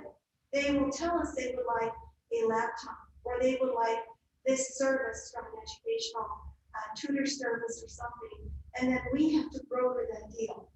So it takes a lot more energy, and it's a different methodology. So any dollars that we have left, as the governor's office had shared, will be remitted back to the governor's office. And it will be under different regulations and views. So it may not be as tight as it is in the realm that we have. But I want to say, for a public entity as government to deal with families who may not want their children in a government public school, but they are thirsty for education, and they are wanting education, and yet they want to have an arm's distance from government. So it has taken a great personality that we hired to be able to broker and bridge that relationship, because I know when I taught 5th grade at Ponderosa Elementary, Southside Billings, by Christmas I had 30% turnover in our building. I did not know who was going to be in my classroom after the new year. We had so much turn. And I know what's happened with the pandemic. We had an exodus out of public school, and then we, at this point, are realizing preliminary numbers that there has been a rebound back. So our society is mobile. All children in Montana have the right to be educated. We are blessed to be in public education, but the EANS program is something that all states, I believe, are struggling with, and we're doing the best that we can with the EANS. I believe there might be some other updates that are here. You see a little bit about the enrollment. There'll be some more discussion with that. Land board, I just want to say, we're up in the land board. The more that our state trust lands work for our public school system, the less it has to come from levies and mills and from our taxpayers' pockets. So we were up quite a lot, and I received a very large check that came off our state trust lands. We've been very bumpy, and this is the largest allotment that we have received, 47 million. I'm very pleased to say that that is 5%. That is an annual giving out to our public schools, and that's going to go directly to our school systems in our monthly service that we give on our payment schedule. So I'm very, very pleased that we have that. The other thing that I want to shout out is we have a new commissioner in our military interstate compact commission that I was honored to be voting on when I was a senator in 2015. And this is Commissioner Ray Hawk. He's out of, I want to say, Harrison. And I'm very pleased that we applauded Commissioner Stearns for all of his service that he has done while the MIC3 was getting its legs and its strength. We have awards that we have opened up, Purple Star School Awards. We have about 35 states in the nation. Montana was one of the early ones to get this going. It came from Ohio. And pleased to say that Great Falls was one of the first schools that was very successful with this, and more have opened up. At the Board of Regents, I'm also discussing with them that we are beginning Purple Star campuses. Purple Star campuses, meaning then that they are honored for all that they do for veterans, for education, for spouses, or anyone who has past served, currently serving, or might want to be serving in the environment that is going on in our campuses. The other thing that we have opened up this year is a Purple Star Champion, coming from someone that could be within the school community or from the community itself. So in other words, it could be anyone who supports military families within the community, but it's associated with the school. Just to bring further the great service that Montana has 1 in 10 has served or is currently serving our great nation. So with that, I know you might have questions or anything else that I might offer, and I thank you for being patient with me. I started the morning at the OPI with some great work around the table, and 2 Zoom calls before I headed out to Great Falls. And the canyon was windy, but not as windy as it has been. We were blessed with quite so much wind these last 3 days. But when I got to Great Falls, there were 40 students that were signed up for an apprentice program.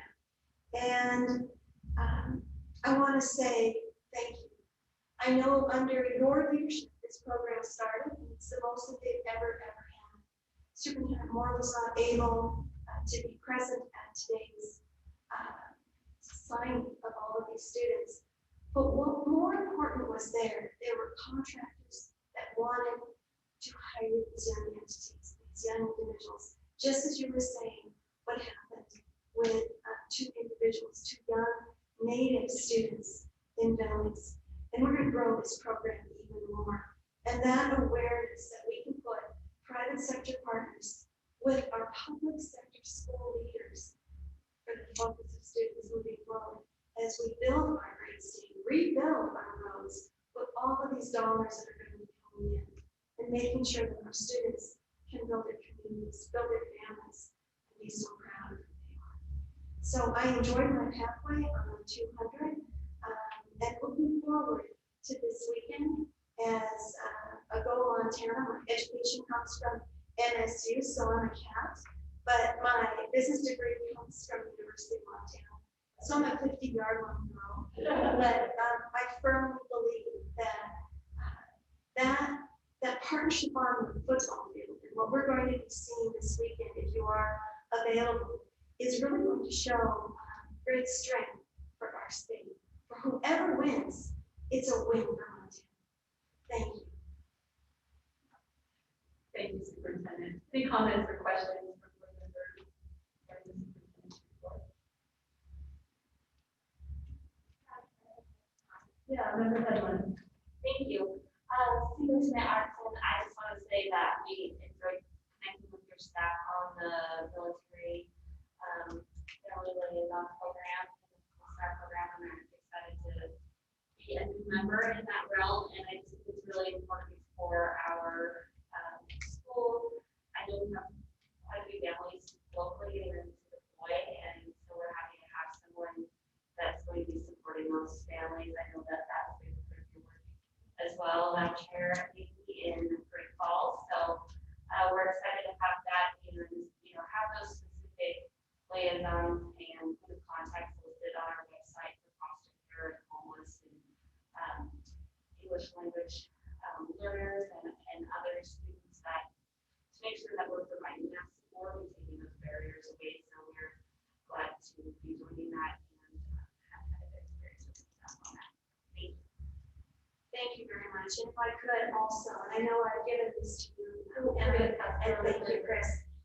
This is the flip book that talks about the youth risk behavior survey. And Montana's been doing it for many years. And it was taken this last year. And we didn't have everybody take it, but I was so proud that every one of our high schools, they offered it. Every single high school offered it. This does go into middle school as well. One of the things that I can say, that students take this and that this is something that they recognize. So 41% recognize that in the last 30 days of taking the survey, they were clinically depressed. The next step is suicide ideation. This is a call to arms and a call of responsibility. This is standing with parents, this is standing with school leaders, this is standing next to teachers who recognize this in their classrooms, whether we're in a two-dimensional world or whether we are back together. And more importantly, and Paige, this is to you, this is to your peers. Because if there's ways that we can help, as adults, peers to peers can visit with each other and really try to see how we can help or aid individuals. I believe all the adults that are in this room, would be more than happy to help. I know also coming out of Great Falls 3 years ago, it was Let's Talk Net. That was created by kids. And it gave resources if someone felt need. And I know there's more things that we can do. Children's and Families Interactive met this week. And there's a lot of discussion about what it is that they can do to help and to aid. And one of the things when licensing comes to you and chapter and licensing, we really need to look to see how school counselors can be aided. It is scripted on how many per student there are in our buildings, but there's also an opportunity to get social workers in. There's an opportunity to get multiple entities to help those students who reported on this survey that they're not feeling the best that they can be. And to me, that's a responsibility and a call for office. Thank you, Madam Chair. Any other comments or questions? I just have a couple, Superintendent, and thank you for calling out the work of the Big Three and recognizing schools all across the state for their work with military children, military families served too, and really important that we support those families. So thank you for shouting that out and calling it out. It's really important part of our program. The other thing that I find is slightly ironic, as you were talking about the mass pilot program, and I'm really excited about this program. I think back to 2002 and probably Dr. Miller and others, and maybe think back to that time prior to that, 2000, 2001, when we were having conversations with our federal government about how local teachers and local school districts should be able to assess their students and determine if the children are growing or not. This is almost identical to some of the testimony that was given back in 2000 and 2001. And they didn't listen to school people. And so then we had No Child Left Behind passed in 2002, signed by then President George W. Bush. And now we've come all the way around to a pilot that goes back to what we were doing before 2002. So I just find that all very ironic, having that discussion. And those of us that have been in education a long time probably go, yeah, here we are. So interesting how that happens for us.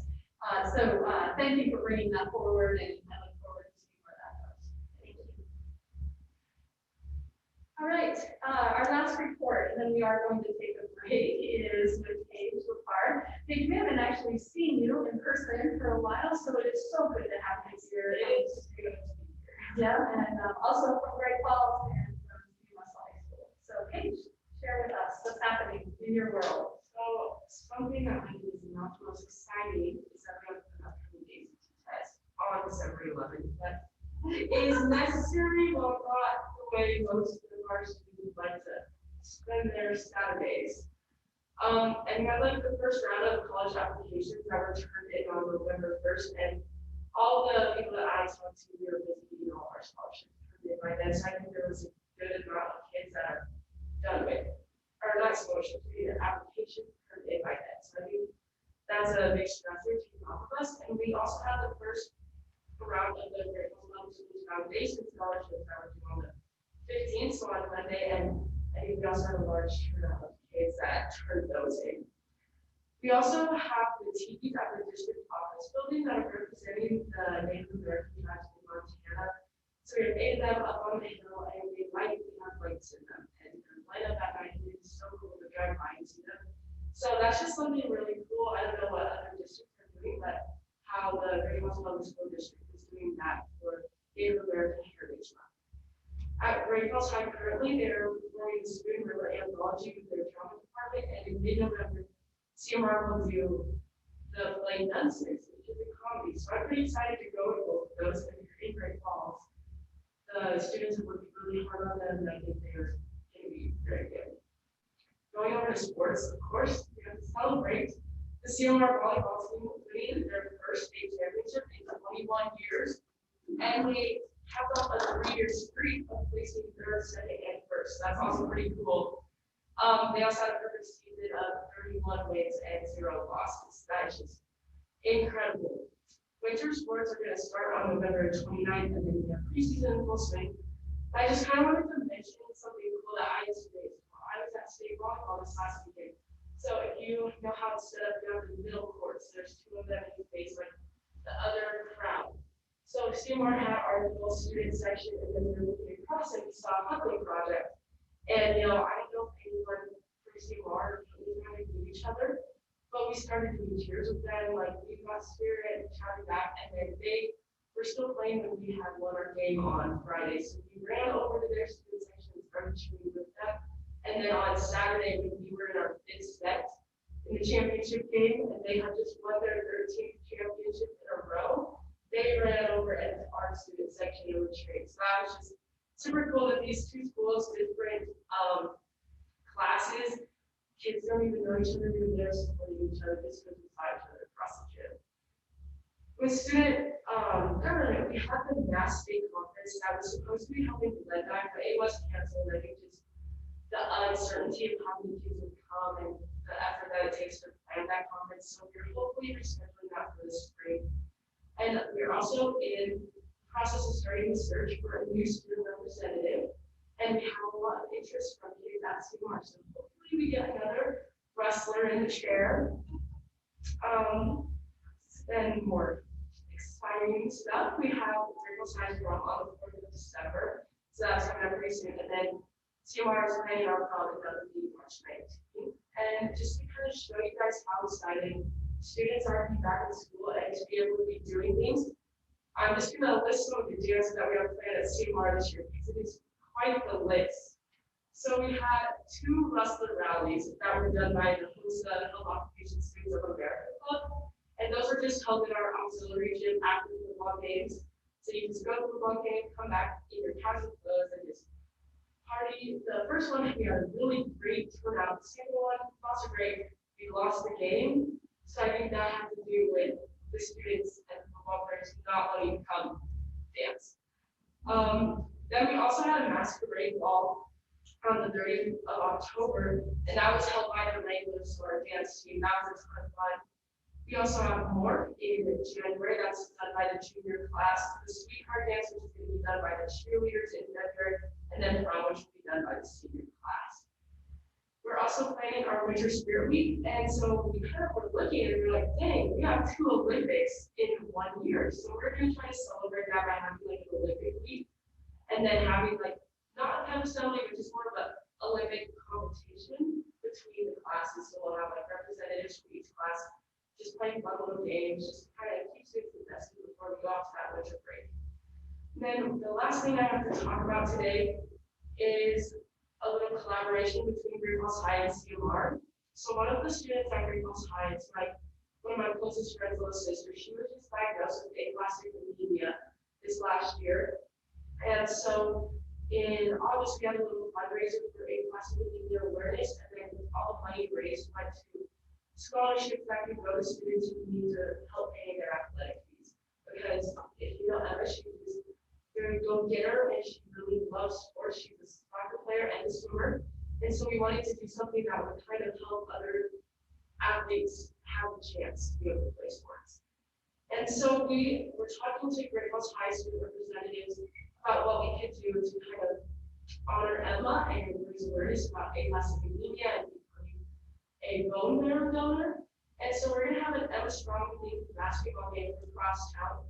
And we have 2 different color shirts that we printed for our fundraiser later this summer. And those are white and blue shirts. So we're going to have a white out at CMR and then a blue out at Great Falls High for one of our girls across town basketball games. So that's just something we're working on, and I think everyone's really excited about that. And it's a good way to support Emma. She can't compete in sports this year. It's show our support for her as a community as a whole, not just. With that is all I have for you today. Thank you, Paige. I think your report really speaks to students taking care of each other in a lot of ways, whether that's getting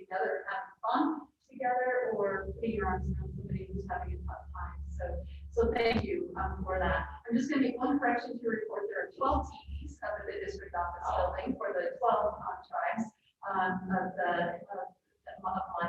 And it is really a sight to behold if you haven't had a chance to drive by and see them. It's really quite amazing. And yeah, go Rustlers. Those girls were freshmen the last year when I was superintendent, and then always went to varsity games. But that group, I went to their sub-varsity games because you could see what was going to be happening, what their trajectory was going to be. So very exciting that they fulfill their dreams even early on. So thank you very much for that excellent report. We look forward to the selection of the person who will sadly replace you, but we know that you're on to bigger and better things in the future. Any other comments? All right, great, thank you, Paige. So we have been here for over 2 hours. So I think we're going to take a break. My computer says it is 4:08. Let's come back at 4:20. The restrooms are straight out the door there by the coffee. You kind of go across the main area down the hall, and there's what the men's and women's bathroom. I believe there's another set of bathrooms on this side. And we will momentarily take a recess, and we'll be back at 4:20. Thank you.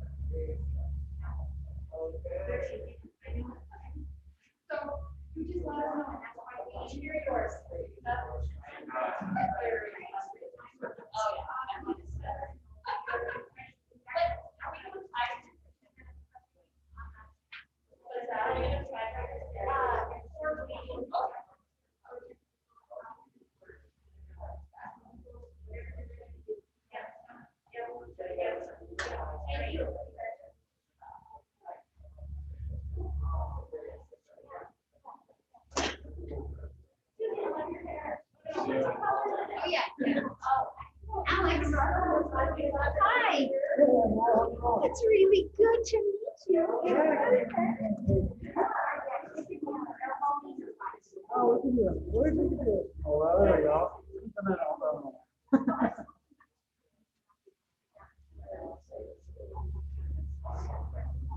Oh, yeah. Way too good. Yeah.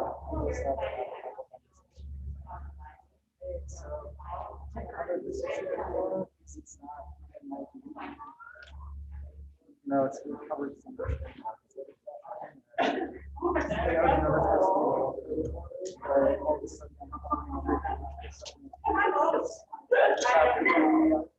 On the bricks, the day of that.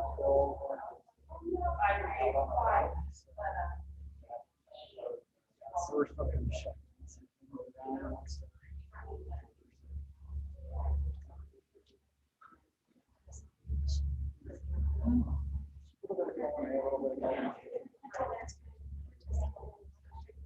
I might try to. I don't know. Last cat race game I was at, I was shadowing. I don't know. That might be my best cat race memory of the whole thing.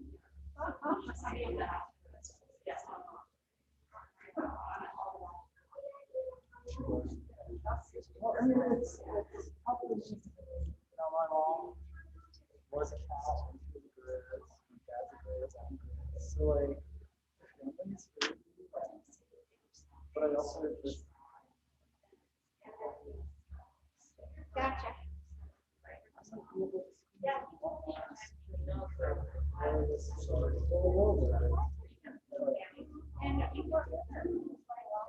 Oh, I thought about on Black.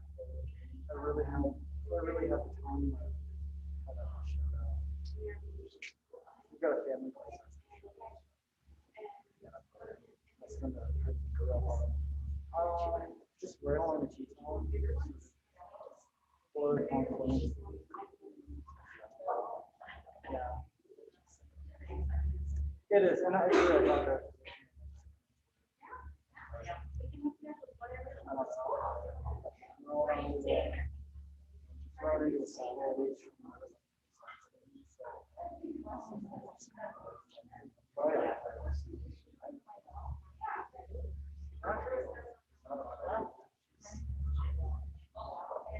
Yeah, I mean, she just threw me in her car and Maggie up on the saddle.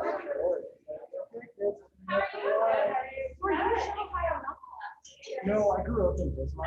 We went on out in the summers.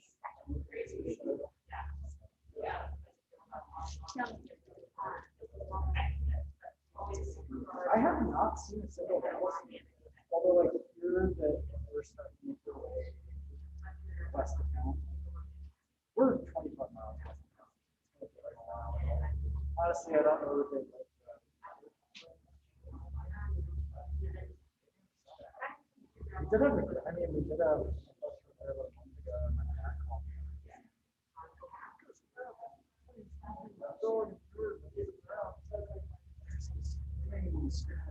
Next to guest house. Dog corral. My mom's fumbling. Photo of it. Get it in time. There's no photo. It didn't happen. Joking with Cova.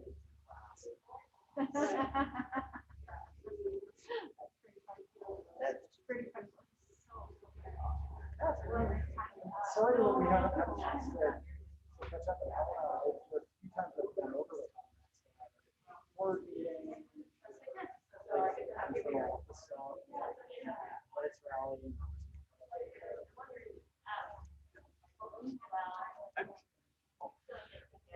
It's McCall. I think there's a camera on us, or on my phone's camera. She said she's talking about Zoom.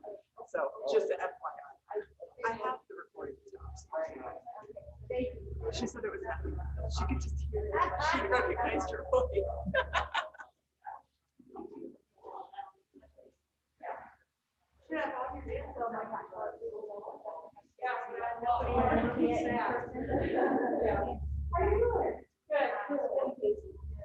Yeah.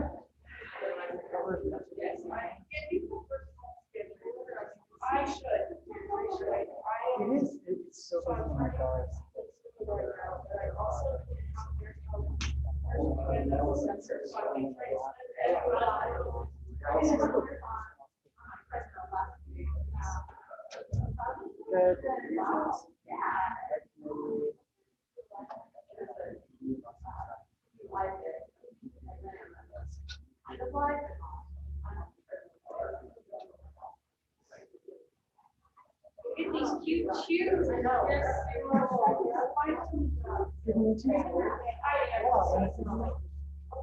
It is, yeah. Okay, Bozeman. I know.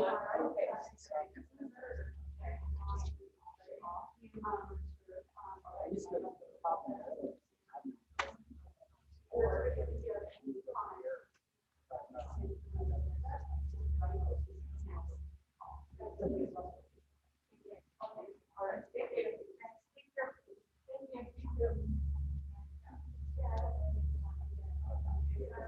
If you get a spare minute during the proceedings, you'll get a call and touch that over on the radar and kind of see what's kind of stories of longer projects.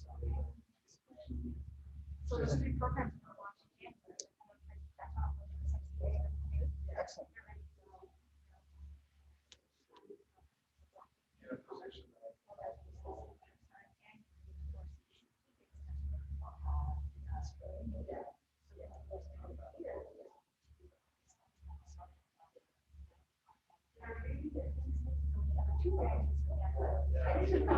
So we might see that option. That's fantastic. You want to keep that in there for sure. I've been talking about students for a while.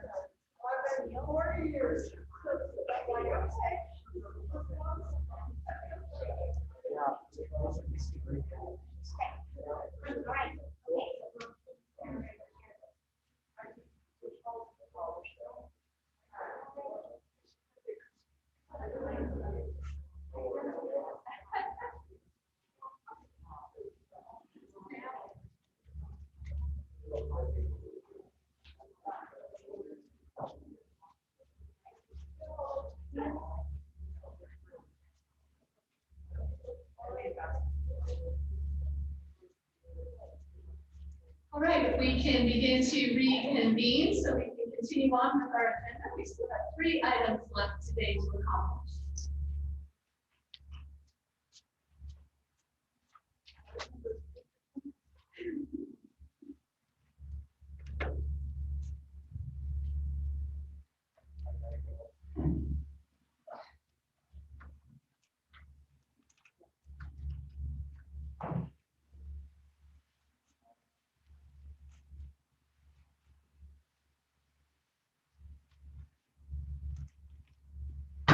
All right, I will reconvene the Board of Public Education meeting on November 17th.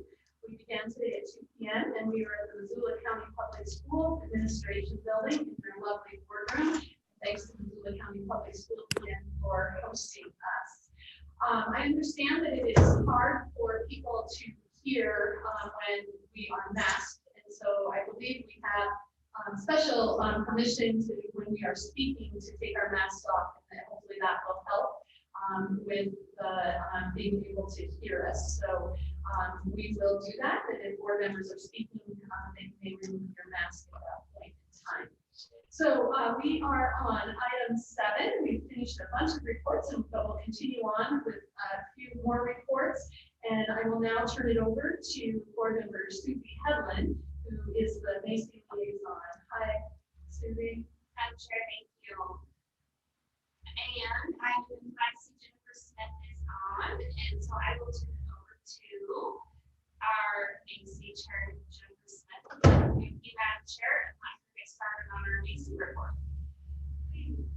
Please, thank you. Hello, Jennifer. Good to see you.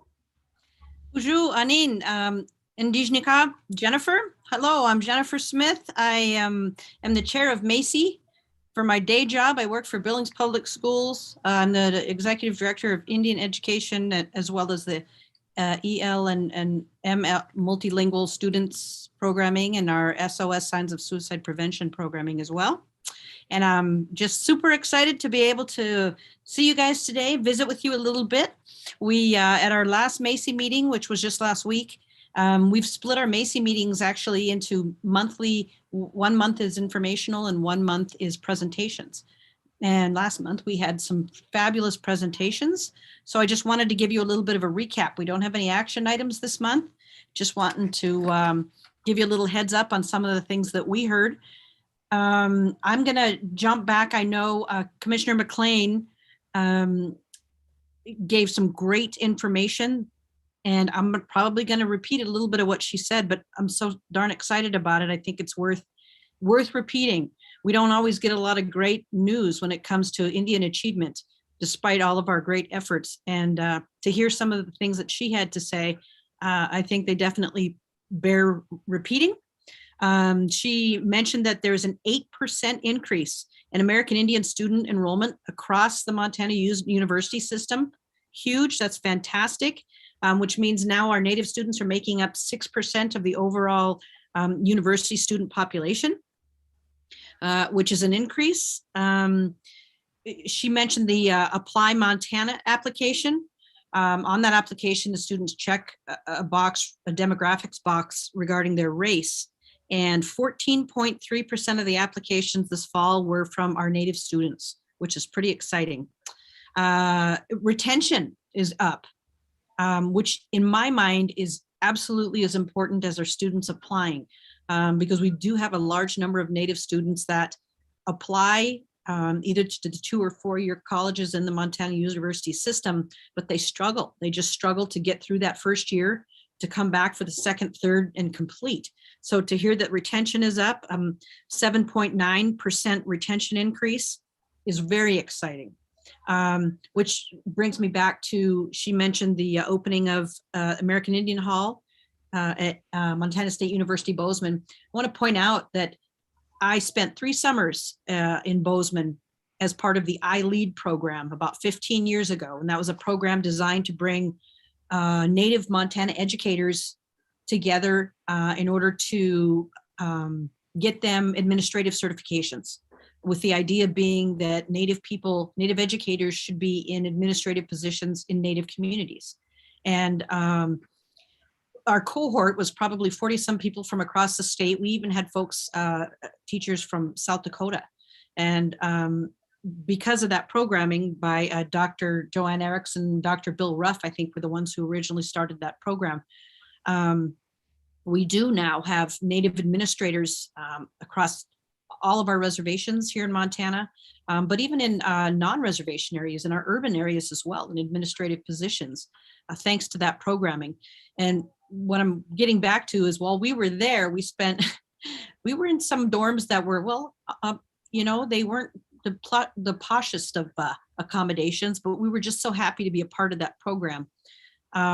It was pretty obvious that there were probably some, freshman, sophomore young men that stayed there before we did. And yeah, so the accommodations at the time for those Native students, it was a room.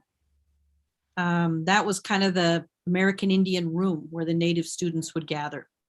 There were a few computers in there. There were some posters on the wall. People did their best to make it a nice place. But the jump, that was 15 years ago, the jump from then to now, and looking at what both University of Montana and now MSU Bozeman is doing to reach out to make our Native students feel welcome is obvious in the statistics that we're seeing in the applications and the retention. And like Ms. McLean pointed out, these kids not feeling like they're leaving home, but they're just going to another home is really critical, because that's our biggest obstacle, I think, for our Native students is leaving home. Because of course the Native community and families are so extended and tight. So that's a great thing for us. A few other quick things. Another thing she pointed out was 80 to 90 students a year transfer from 2-year tribal colleges into the 4-year colleges, which is pretty exciting. And so what OCHI's done is over the past, for example, the tribal colleges, 1999, they started working with Blackfeet Community College in common course numbering so that there's an easy transfer, an easy carryover for these students. And then 2 years ago, they did the same with Fort Peck Community College. And then in the last 2 weeks, affiliation agreements have been made with Stonechild College up in Rocky Boy, and also the Ani Nakota College, which I believe is in Belknap. So always more and more ways that we're creating better pathways, easier pathways for these kids to flow right into the university system, which all of that points to, it's showing in the statistics. So I'm sure she's probably still not on here, but I really just want to give a shout out to Commissioner McLean and her team for all the fabulous work they're doing. One of the things that we decided we wanted to do was to bring their American Indian Minority Achievement, their AMA Council. We don't have a regular Macy meeting next month. So instead our Macy group is gonna meet with the AMA Council because, we're K-12, they're obviously, higher education. We need to start having conversations about how we can work together. What can we do for them? What can they do for us that's gonna benefit our kids? So I'm really looking forward to that conversation that we're gonna have December 8th. In regard to some of the things happening with OPI and Macy, our wonderful American Indian Student Achievement person at OPI, Lana Running Wolf, got an offer she couldn't refuse out of University of Montana Western. And so she has vacated that position, unfortunately for us, but they are in the process of screening applicants to get a replacement in there for her. So we're excited to find out hopefully later this month who that will be. Another kind of cool thing that I think is exciting, the Office of Public Instruction, there's a Montana Indigenous Languages program. It's called MILP, right? Well, MILP was transferred from the Department of Commerce to OPI. So what OPI has done is they actually created an American Indian Culture and Language Immersion Specialist position. Because what they're looking to do is weave MILP and the already existing Indian Language Immersion program, which is called ILIP, kind of weave them together and see how that they can benefit. It's, in previous months, we came to you with language statements, really pushing how important that Macy feels it is to really promote and support our Indigenous languages in the schools as language preservation, but also to make sure that those programs are really fully supported across the district, both in Indian country, but also in our other school systems where that might be happening, some of our border towns, that kind of thing. So that's exciting for us. That's a big thing for us in terms of language preservation, language immersion. We're excited to see who's going to fill that position. Let's see. The Tribal Relations and Resiliency Unit, that's Donnie Wetzel's unit in OPI. He has a really cool group that he works with, the Wraparound Project. And they have developed a trauma-informed care unit, basically. And they can go from school to school and actually do trauma-informed care training with the staff at various schools that are Native-based schools, which is really critical when you look at some of obviously the history that some of our families are dealing with, the boarding school eras, the relocation programming, all of those things that historically have been problematic and continue to plague people through both intergenerational and historical trauma. So that's pretty exciting. It's a 3-hour training, 2 hours of interactive participation training, and an hour of modeling a circle on restorative practices. So they're doing really cool stuff. They talked to us a little bit about that. And it's just nice to see that restorative practice has been a part of Native culture for many years, but to see it actually being implemented in our public school systems is very exciting as well. Our OPI's Indian Education for All unit, that's Zach Hawkins' unit, they're doing 2 webinar series, and these might interest you guys actually. The one is different current issues in Indian country, and it's a different presenter every month. And the people who are presenting are the Ifa Advocate Winners. So these, I mean, these are the top-notch Ifa leaders. And they're doing a great one. Let's see. In fact, I think there's one to what might have been today. Miranda Murray addressing current land. Let's see. We also have Callie Nicholson, who's one of our billings folks, is talking on sovereignty, tribal documents, all kinds of great stuff. Boarding schools. One of our gals from here did the boarding schools piece. So if you're interested in any of those, boy, I'd encourage you to check them out. If you go to the OPI website under Indian Education for All. Another one they're doing, which is really good, is they're doing an entire ethnobotany series, which those are super good webinars too. So kudos to Jennifer Statham over in the OPI's IFA department for getting that put together. We're talking about, I've been hitting up Zach Hawkins about doing an urban Indian education forum to get some of our folks in our urban areas, myself. We've got, Dugan Coburn over in Great Falls, Melissa Hammett in Missoula, Helena, a few of those, bringing those people in our urban areas together to talk about things like federal grants or just programming and how it's different in an urban setting as opposed to on reservation setting. We've done it before in the past, and that's been like 6-7 years ago. So I think it's time maybe to bring those folks together again and talk not only about Indian education for all, but just some of the current issues we're dealing with in the urban setting with our Native students. Had a great presentation from Tricia. I'm going to say her name wrong. I believe it's Seifert. About the Montana Rural Teacher Project. This is a cool opportunity. It's a grant-funded program. It supports living wage stipends to individuals living in their community if they have a bachelor's degree and they want to be a teacher. So you can do this degree in 12 to 15 months. It's pretty much online because that is obviously a huge possibility after everything we've been through with the pandemic. We have way more rural areas and reservation areas that are connected than we ever could have anticipated before. And then there's a follow-up mentorship for 2 years. So the reality is in our rural areas and also on our reservations, we struggle to keep quality educators.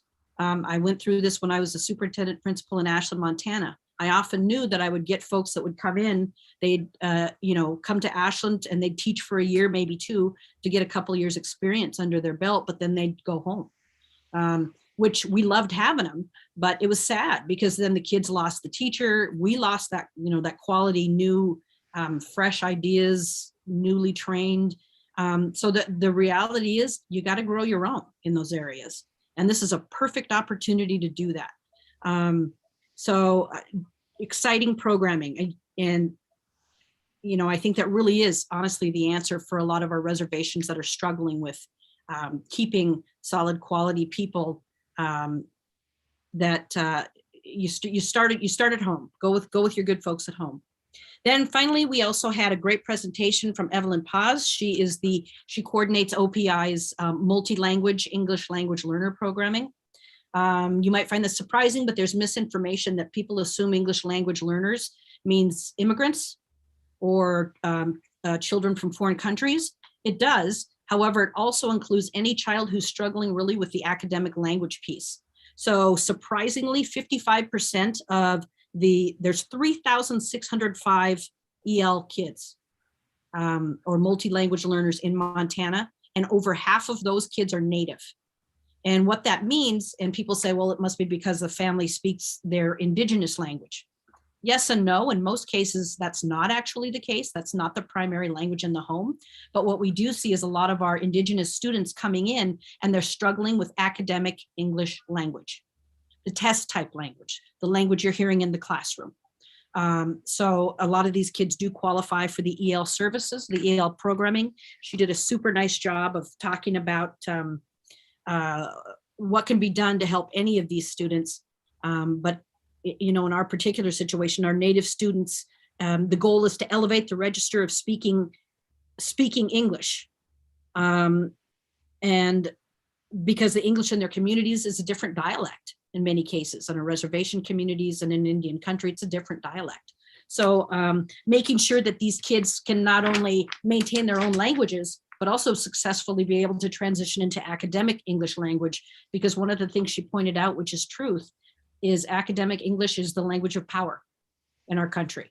If you want to be the typically traditionally successful, money making and you have to be able to speak, read, and write good academic English. So it was, she's talked about the fact that we do need to work on programming for our Native American ELs in order to figure out good, solid ways to really promote that academic English. And she's doing a really cool thing also where she is hosting a workshop, not a workshop really, but it's a discussion more or less once a month for all the ELs doing programming in all the different districts around the state. Once a month we come together and we talk about different issues that are happening in terms of EL programming for our kids. And there's some really cool stuff happening in regard to English language and multi-language learners too, in places you wouldn't expect, like Belgrade. So yeah, so that's kind of, and I guess what I'll end with is it's also Native American Heritage Month. So schools all across the state have been spending the month focusing on Native American Heritage Month. One of the things that we're doing here in Billings is we also have a Native American Spirit Week. So we're doing some really cool things that all of our kids can participate in. One is Rep Your Tribe. So the kids are wearing some sort of designation stating what their tribe is, their tribe of origin and or the tribe of descendancy. We're encouraging the non-Indian kids to go ahead and what's your culture? Where do you come from? What's your background? We also did a Rock Your Mocks. So the kids are wearing moccasins on one day. We are doing a beadwork day. Let's see, we're focusing Friday on missing and murdered Indigenous people. So that's a Wear Red Day. And another one that's kind of cool, and this is what I'll end with. How many of you are familiar with Jim Thorpe and his story about his different shoes? So you've there we go. Way to go, Tammy Lacey. So if you're not familiar with this, Jim Thorpe was in the 1912 Olympics. He is Sac and Fox tribe. He went to Carlisle Indian boarding school. Because he was a good athlete, he actually did very well. He was so good that he made it to the 1912 Olympics. Well, at the time, as you can imagine, racism was a pretty evident and prevalent thing. Someone stole his cleats. They stole his shoes, and right before his race. And so what he did is he dug in the garbage, and the guy managed to find 2 discarded shoes, and they were different pairs of shoes. They didn't even fit well. He ended up having to layer up on socks in order to get them to fit. And the guy managed to win the gold wearing those shoes. So Jim Thorpe Day, we're celebrating it. The kids are wearing 2 different shoes, and they're able to kind of talk to their peers and their teachers about why they're doing that. Just shedding a little bit of light on that. So that's what's happening with Macy. We'll meet again, like I said, in December with AMA, and then we'll resume our regular Macy meetings come January.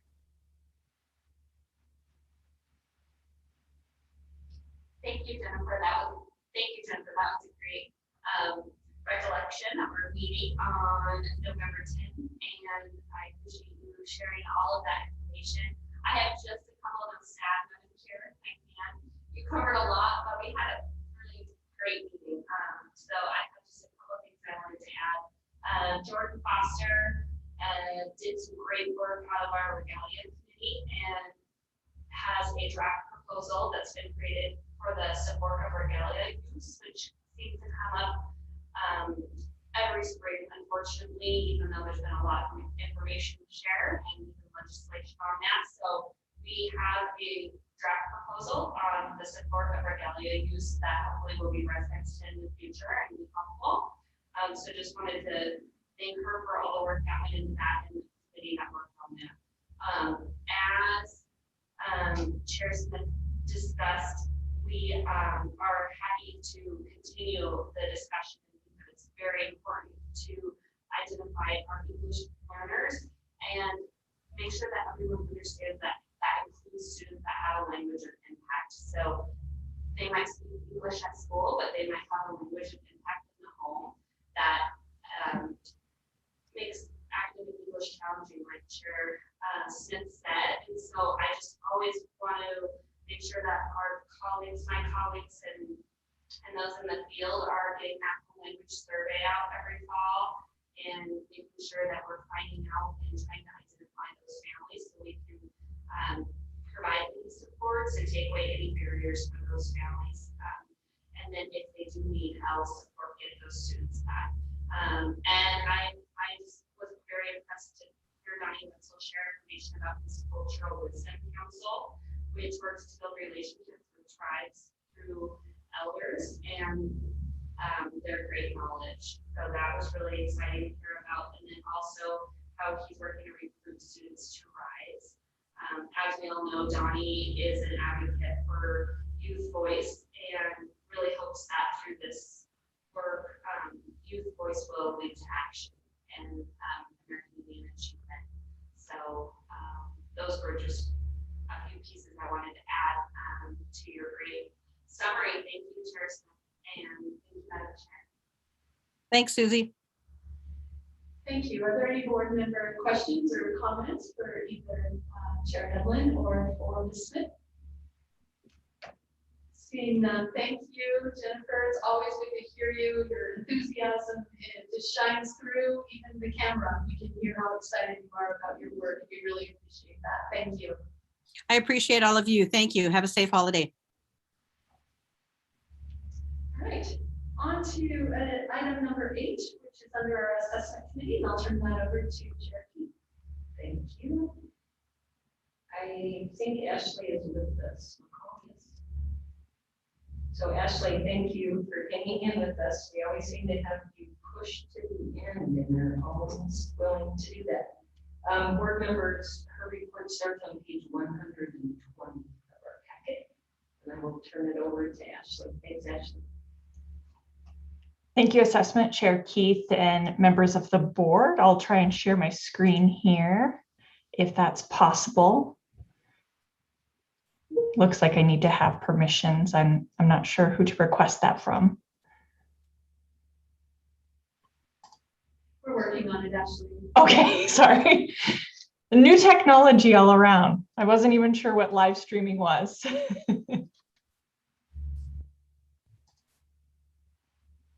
Well, I will definitely be brief with the information I have to share with you as we try and get the screen sharing enabled here. What I'm going to do is present for you information that we have with our announcement of our results release here for the Math and English Language Arts, or ELA, both the participation and also the performance. So that is looking at Smarter Balance assessment, which is given in grades 3 through 8, as well as the ACT given in grade 11. And then that also includes the multi-state alternate assessment, which is given for students with significant cognitive disabilities in grades 3 through 8 and 11. And now it looks like I have permission here. Can you guys see my screen okay? All right, excellent. So I'll get over here to the overview. I want to make sure that I can get you guys out of here on time for the day. I know everybody's winding down with a long day, and last item on the agenda. So there are 8 points here that I just kind of want to touch on with the results and the announcements of this year's 21 assessment results. And so this graphic on the slide is a look at our timeline that we had from essentially when the test windows ended, which was in May, to where we're at now in November. And so in June and July, schools were provided access to their information as those results were made available across the various assessment testing portals that we have, or those vendor-owned systems.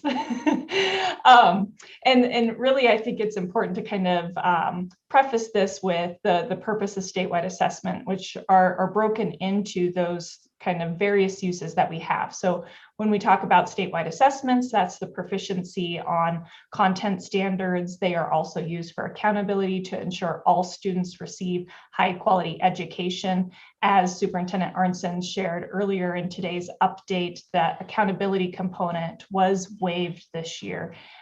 One element that remained as a requirement with that accountability reporting waiver was reporting the transparent achievement information to support student needs. So kind of falling under that section 1111B, which is the requirement to release student individual reports to help with those areas, including information to families. Another component is just making the percent of students who assessed, not assessed, and the proficiency on those assessments available to the public. And so these data will not be used for any accountability or school identification purpose, but they will be reported through our various systems, both in the state and federal lens. And then down here on the link, if you want to look at that accountability waiver, that's access to that when we received that in March. And looking at what we did in August, so here on the screen, that's when we released that memo to our school districts to provide them with guidance on kind of how to contextualize some information from this year, including test modifications, flexibilities, some of the other nuances that we were aware of through our work in delivering the statewide assessments. We also made sample parent letters available, sample PowerPoints, and some other materials to help districts communicate that information about their local context for their achievement information, since they had access to that data this summer. Then through the months of September and October, our office worked on data analysis and matching our student records from the test to our official enrollment, as I shared at previous Board of Public Education meetings. So now we are here today in November, where we're presenting to you what the results look like. So we did provide districts with a 1-week embargo. So that was released to districts on November 10th. And then today is the first day that the results are made available to the public.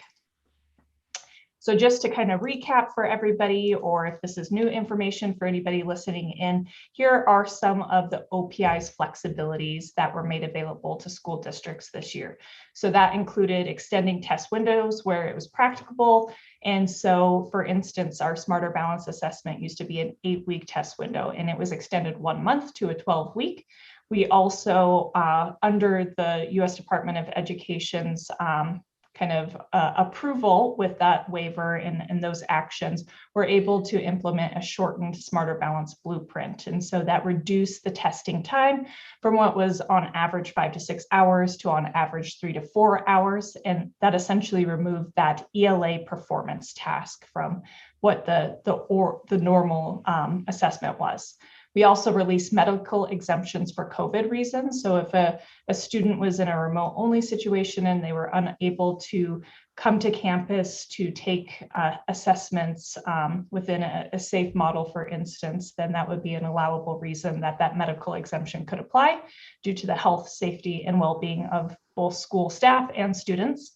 And then, of course, the accountability waiver that I just alluded to. So this slide just generalizes some of the lower, more variable participation things that anecdotally we were aware of, and now we actually have seen within the assessment results, and some of the things that from modifying the assessment make comparisons to previous years difficult, or as we would recommend, not practicable.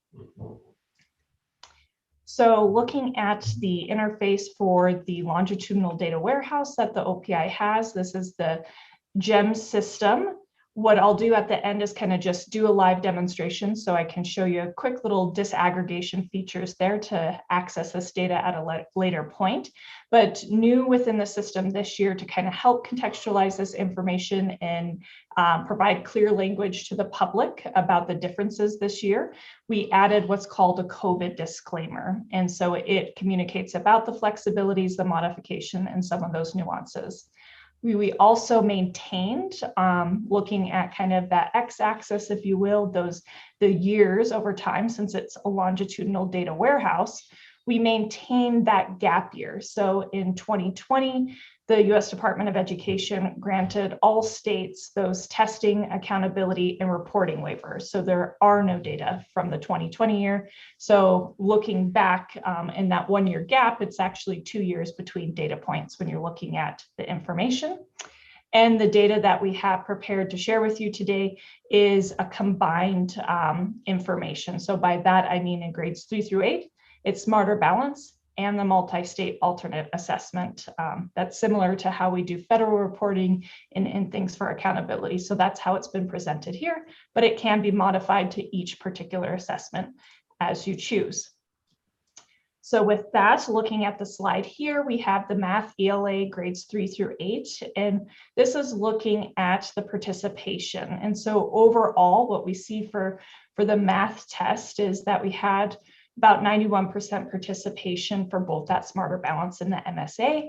And then we had for the ELA 92% participation. So as we previously shared at some of the Board of Public Education meetings, as our participation rates decrease or the further down in the disaggregation we go and we get more variability, essentially the more challenges we have with interpreting what those data represent.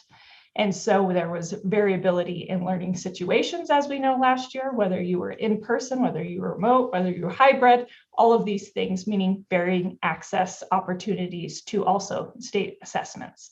So making comparisons are not recommended given some of these nuances, although it's presented to you in this longitudinal platform. So we know users are likely to make comparisons because that's human nature, but there are some reasons why to not make those causal claims and draw those significant conclusions unless you truly fully understand those local learning contexts for what the learning looked like in those areas. So as an example, if we do disaggregation here, we know that, for instance, student groups such as American Indian students had experiences where they essentially had tribal ordinances in some cases or school closures in other cases where they were less likely to have the same opportunities to participate in the statewide assessments. That same is true for English learners. As we've shared previously, our English language proficiency assessment, we had participation at 70%. And also this holds true for students with disabilities, economically disadvantaged. So what we can say about that is it's likely these students were hardest hit by the COVID-19 pandemic due to having fewer resources, supports, and access to these opportunities. So we would encourage users in these platforms or these dashboards to read through the COVID disclaimer to kind of understand a little bit more about that information. Here's a look at the proficiency information. And so you can select this by going to the overview page on GEMS. You can also look at it at the at or above proficient. And that's typically how we talk about proficiency levels or our performance distribution as we combine that proficient and advanced score for at or above proficient. So overall for our math statewide, we had 35.6% at or above proficient. And for ELA, we had 46.4% proficient. And then here looking at our grade 11 assessment, our ACT, these are shown across the assessments that we use for accountability purposes. And this information shows you for looking at that overall. So the English language component there, we had 86.5% participating, and then ELA 87.2%. And we also see more variability the further down the disaggregation we go for some of those student groups that I pointed out. And then looking here at the proficiency information for these assessments. So one thing to note is that the college readiness information is different than the proficiency level information because one of the requirements of the OPI is to set these cut scores. So these points at which a student is novice, nearing proficient, proficient, and advanced. So those levels are specific to Montana. And we set the math and ELA for that in 2017, and we set the science for that this year with the opportunity to conduct validation studies in the future. And so if we want to look at kind of a familiar reference point with families and with students, you can look at just that scale score. So that's on a score range from 1 to 36. And that's looking at kind of overall here, we had 18.9 in mathematics and 18 in the ELA composite. But when we look at what proficiency looks like, that's 26.9% in math and then 45% in ELA. So there's kind of a few different ways in which you can slice and dice and look at the data within the ACT dashboard to kind of use that information for you. So what I'm going to do here is just jump over really quickly for you, if it'll let me. There we go. Exit out of there. Into the GEMS. Can you guys see my GEMS screen okay? All right, so this is live to the public. There's no need now at this time to log in with your secure credentials because it is public domain. If you click here on the student icon, you're going to see some drop-down information in here. And where I pulled those data charts from is this one's for the ACT, this one's the Smarter Balance. So if I open up the Smarter Balance here, right now it's loading, and you can kind of tell that with a little gray chart. This is always the risk when you do a live demonstration. Hence why I also had screenshots just to support in case. But what it's doing right now is populating all that information for you. And the reason I wanted to show it is just to give you a tip to kind of how you can toggle between the tool tips or the hover tools to get access into a little bit more finer grain information for your data use and needs. So as it's loading right here, you can kind of tell up in this left-hand screen, there is a selection for year ranges, so you can modify that. You can select for specific districts. In this case, I'm doing all statewide. And then here, we only show at one content area. So if I want to switch between math, ELA, this is where I would make those selections. And as I mentioned, the default here is the combination of these two, but it switches if I deselect one of those options. And then I can also narrow it down to a specific grade if I'd like to.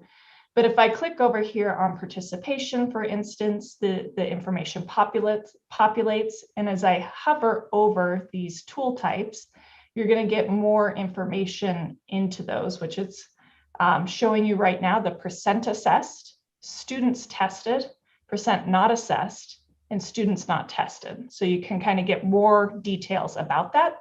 And then if I want to look into some of those student groups that I referenced quickly, you can make those selections here to narrow down to specific groups and make kind of those cross-reporting. So that's what kind of taking a tour in GEMS looks like for these data.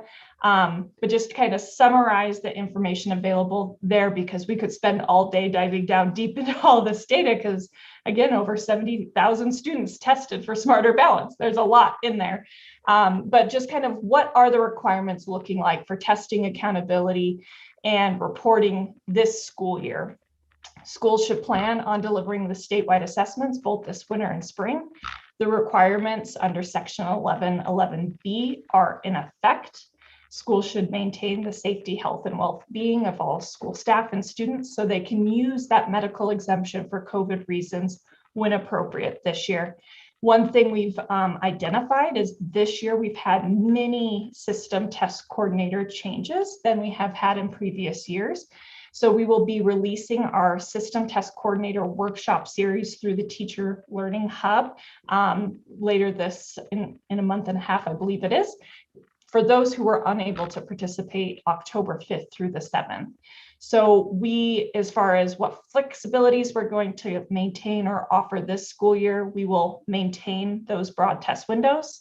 We will maintain that short and Smarter Balance blueprint. We will have that medical exemption for COVID reason. And then we will also seek flexibilities with the U.S. Department of Ed where allowable. So that kind of quickly there to get you guys out for the day summarizes the update I had for you for item 8. So I'm happy to answer any questions you may have. Thank you, Ashley. Before we get to questions, I have one for you. How long have you been in the assessment department? So in the assessment department, I have been in this position 3 years, but in the Office of Public Instruction, I have been at the OPI over 9 years. So I was the NAEP state coordinator before that. So looking forward to celebrating 10 years in August. We would like to celebrate you. I don't know if you've heard Dennis from earlier today, but he was honoring those of you that have devoted yourself to OPI. So we honor you particularly. So thanks for all you do, Ashley. Thank you so much, Keith. I have a couple questions, just my own. Is GEMS open to the public? Yes. Okay. I didn't know it was school personnel. Yep, it went live at 1 p.m. today. And then is there going to be an assessment conference? So we are planning to have an assessment conference. It would be late January. And we're kind of working through scheduling details and all of that, because this was the first year that we offered that system test coordinator workshop, which was really well received. So some of that content would be duplicative and will be available as a self-paced course in the Teacher Learning Hub. So we're kind of working internally to kind of scope out what would sessions look like, and would we need, how many days would we need to deliver that? But we're hopeful that we'll have that opportunity in late January. It's always fantastic, and it serves public school employees, so thank you for that. Thank you. Other questions? Thank you. This is Board Member Quinlan, and Ashley, I also want to congratulate you for your almost 10 years at OPI. You've done a great job. So I'm going to congratulate the people who hired you back then. I don't know who that could be. I was wondering if you have or plan to have some kind of narrative piece that highlights much of what you covered. I really appreciate the charts, and I appreciate being shown where to go and gems to look at this, but I'm also wondering if there's an executive summary. We could definitely make that available. We have prepared like a preliminary report, and we have access to that and internal presentations of many of the data scenarios that we've gone through in our many months of analysis. So if you have a specific interest or would like a summary after this, that we'd be happy to provide that, like a one-pager or the PowerPoint details. I'm happy to honor that request. So just let me know what you're interested in. Okay, great. I'll give that some thought. And my second question is, given that the test was a shorter blueprint this year, tell us what to think about in terms of making any comparisons to previous years. Can you give us some guidance on that? Yes. So this year it's hard in general, in my opinion, to make comparisons to previous year, because we don't know what learning would have looked like last school year. So would have we been on track with trends we had been seeing over the past couple of years, or would have we had gains? We don't really know what last year would have looked like. So we're making a lot of conjecture about that space and time. When we talk specifically about the test modifications, though, what we know from adopting Connecticut's blueprint, when they published their white paper on doing comparative studies on what that full blueprint of Smarter Balance, so what we used to have, look like compared to the abbreviated version, is they actually saw that the new version, the shortened one, was more rigorous. And so we could expect with similar kind of comparison studies in that ELA space to have declines as a result of just the assessment, but we haven't gone through essentially those equating studies going back on what that would look like, or rescoring to that magnitude, because we have that published research from Connecticut at our fingertips. So in the ELA space, that's something to give pause. In the math space, though, there are no adjustments were made. So the blueprint itself, from the full to what we are now, is very comparable. The same goes for the MSA assessment. Very few, if any, modifications were made, and the same goes with ACT. So the only really change that we have from that test abbreviation is that ELA space and the Smarter Balance. So the other kind of considerations I would caution for comparisons are variability with participation. So one of the things, I go back to my hat of NAEP State Coordinator, and that was done on a sample. So that is different than the census administration, all schools, all students. But in that sample, one of the things that they do is, if they fall below 85%, it's what they call reporting bias. And so in some situations, we do have participation at or below 85% participation. So then, truly, is it representative of that student population? And do you really know which students were not represented? And that missingness is concerning from making any inferences about it, because it could cause score increases or exaggerate score decreases. So that would be my recommendation. And I am aware that it is now after 5 o'clock, but could you just speak for a moment about what would make the shorter version more rigorous? What would make it more rigorous? So it is just looking at the computer adaptive test. There's no performance task. And specifically looking at the performance task, that's an opportunity in some cases where students have demonstrated fuller ability and able to articulate and get scores by demonstrating that ability and their knowledge in that space. So it's just because they don't have that opportunity with that richer task. Thank you, that's helpful. Comments. Thank you. Chair, I would just like to ask on that line of questioning actually, do we get faster results since we are taking out that performance task? Didn't it take quite a while to score? Was that correct? Am I thinking correctly on that? I think I fully heard you, Member Headland. I'm going to try. It is a little bit hard over Zoom. I think you said kind of like what would the work look like for rescoring or those pieces? I'll clarify. Sorry, I'll speak into the mic better this time. I remember that part of the thought, and along the lines of why it took so long to get test results in the past was because of the time that it took to score those performance tasks. So do we get results quicker now that that's not a part of the test? So we made some modifications when we awarded our contract for test delivery from measure progress to Cambium assessment. And in that, what we have is artificial or that machine scoring happening for the performance task, or many of those. Some of them still have to be hand scored or human scored, but the majority of them are machine scored. And what's nice about that is we went from kind of these month releases, which was delayed under that former kind of scope and contract of work that we had. With this delivery and that change to that machine scoring, that means once a student's completed each of the tests, so Math CAT, Math PT, ELA CAT, ELA PT, you know, how you slice that's a test, the math, both of those things. Then in 10 days, they get their results. So schools, if you were in the first part of the window, have had access to the results within 10 days due to that machine scoring. Ms. McGrath, thank you for your presentation and sharing thanks for the question. Thank you.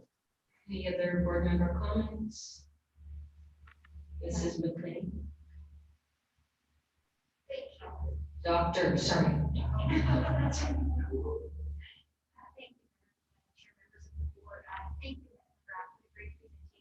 Angela, could you take off your mask and speak closer to the mic? Thank you, Madam Chair, members of the board. Thank you, Ms. McGrath, for a great presentation. I just have 2 comments. You may recall that in the spring of 2020, the Board of Regents basically did away with the requirement that students include scores for these ACT and SAT for admission to Montana University system campuses. And then I just want to bring us now to May of this last year as a reminder that the board put in place permanent removal of that requirement for ACT or SAT. Nonetheless, as part of our conversation around that, we continue our partnership with the Office of Public Instruction through the Europe grant to provide the ACT to all of Montana's high school juniors. We also work with the Office of Public Instruction to provide pre-ACT to all of Montana high school sophomores in districts where that is an assessment that they are interested in. And I just cannot tell you what a privilege and a pleasure it is week in, week out. I'm just telling the superintendent, I don't think a week goes by that we are, Travis Anderson, I'm the director here at I, not in direct communication with Ashley McGrath and Marcy over at the Office of Public Instruction. And it is indeed a pleasure to get the opportunity to to work with such extraordinary professionals on behalf of our students. So thank you for that opportunity, Madam Superintendent, and Ms. McGrath, great presentation as always. Superintendent. Thank you very much. I want to echo that. It's great working together, and it is that P20 look that I held so firm in the legislature. But I know in the earlier discussions before I got here, there was some discussion on staff in the field. What I have right now is an individual who has excelled. And I do believe the previous superintendent, we had one individual assessment. And I'd like to give a shout out right now, and Ashley, if you could, because behind here, there's a team. Before there was one individual in assessment in Mobile. Ashley, could you please share who supports you to support all of our students and supporting the Commissioner's Office in delivering that comprehensive assessment for our students? Thank you, Superintendent Arnson. The assessment unit is a 6-person team. So myself, our NAEP State Coordinator, Chantel Niederstadt, our Math and ELA Specialist is Dwayne Schleybaugh, our Science Assessment Specialist is Katie Murnion, and our ACT and MONCAS Specialist is Marcy Fortner. And then our English Language Proficiency Assessment Specialist, that is Dr. Jacob Bartow. Thank you, Ashley. Thank you, members. Again, we have great people who are serving not just our students, but serving our schools and serving the Commissioner's Office and making sure that assessments, as I had pleaded in the very beginning, we need a different methodology. As you had said, Warren Chair, that this was something discussed earlier on. It's good to see that hopefully we'll be able to cross the finish line and really support our students' success. Thank you very much. Any other board member questions? So back to you, Chair Lacey. Thank you, Chair Keith. Hang in there. We are to our last report, item 9, before we adjourn.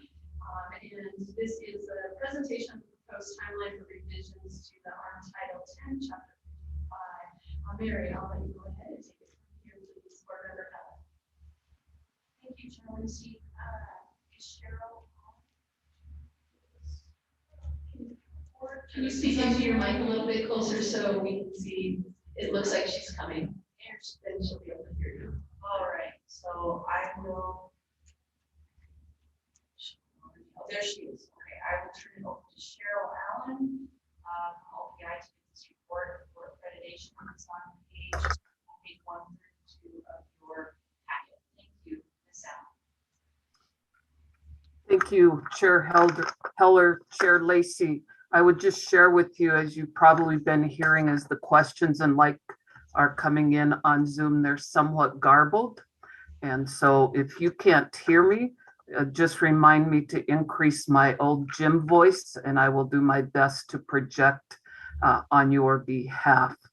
I would also like to share with you, as I've been listening, I've been wondering if you have a friendly competition going on with the most creative mask wearing, because I can see that that there is some innovation going on there. So by the next meeting of the board, I know you've got a long one, we'll make certain that we have the appropriate prizes for you for mask wearing, which will be remote. So you shouldn't need those then, but we'll make certain you all get recognized appropriately.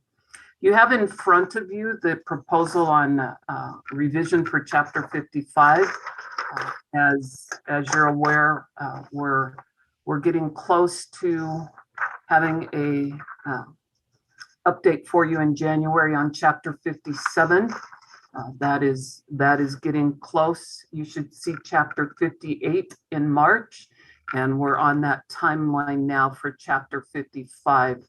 We have received interest from folks for negotiated rulemaking, as well as the working task force group that will do some of that revision work to get to the negotiated rulemaking committee. It's a little bit different, as you've got specific categories that have to be met.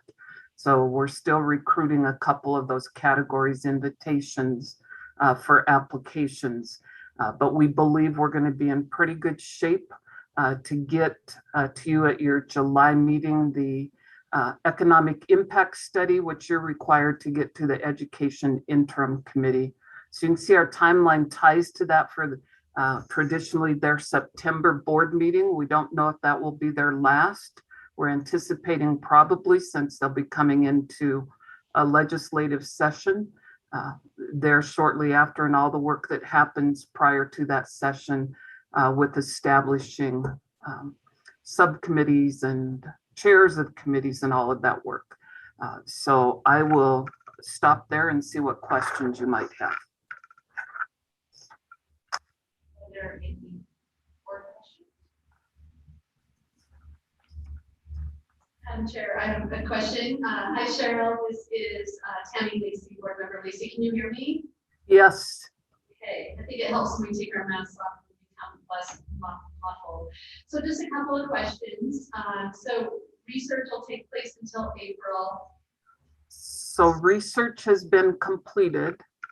That work has been done. So that research is being reviewed. So the workforce will start. They're going to hold their first orientation in November. So then they'll start getting oriented and then be hitting pretty hard. Something you'll see differently is that what our lessons learned from 57 and 58, there's great value in a hybrid model. And so there will be sessions that we put back to back, and we'll work with McCall on appropriate space to where we're going to ask for those groups to come in person. So they'll have a full day and then a half a day. So we get some pretty good density of work together. So yes, so research phase has been done.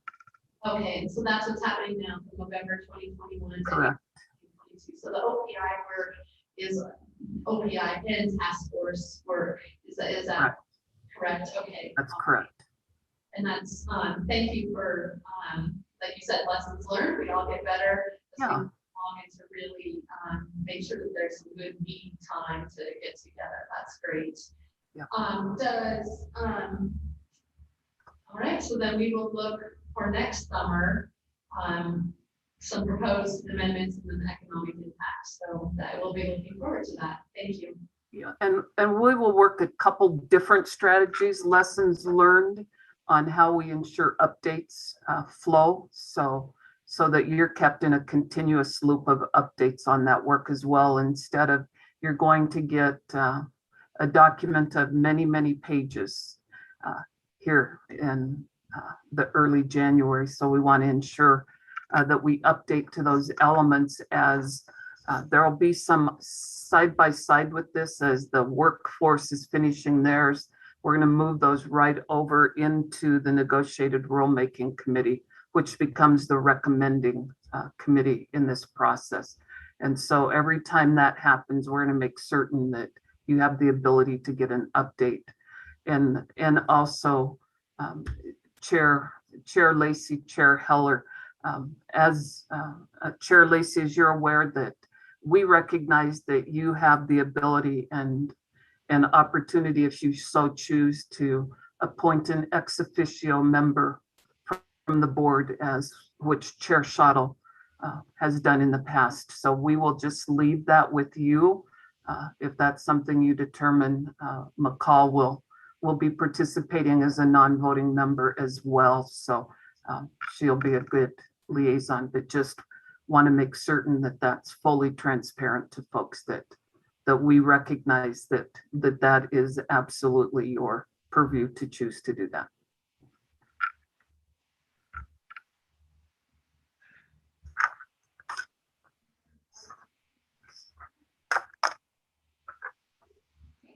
Thank you, Chair. We'll appreciate your report. I look forward to. Great. Thank you, Chair Heller. Thank you, Cheryl, for your brief but thorough pieces of information. Thank you very much.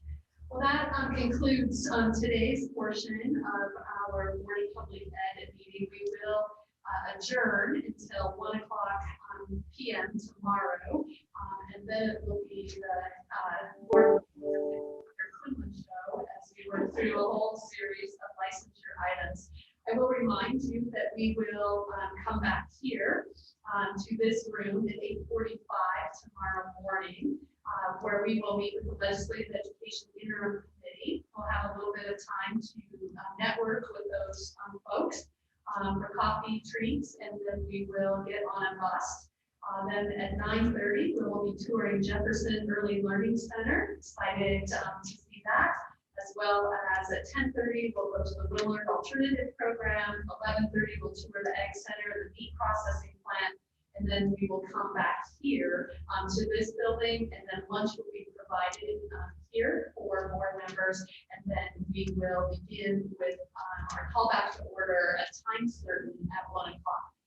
So we have another full day ahead of us tomorrow. Thanks again to Chris and McCall for keeping us organized. And so I will call us out of session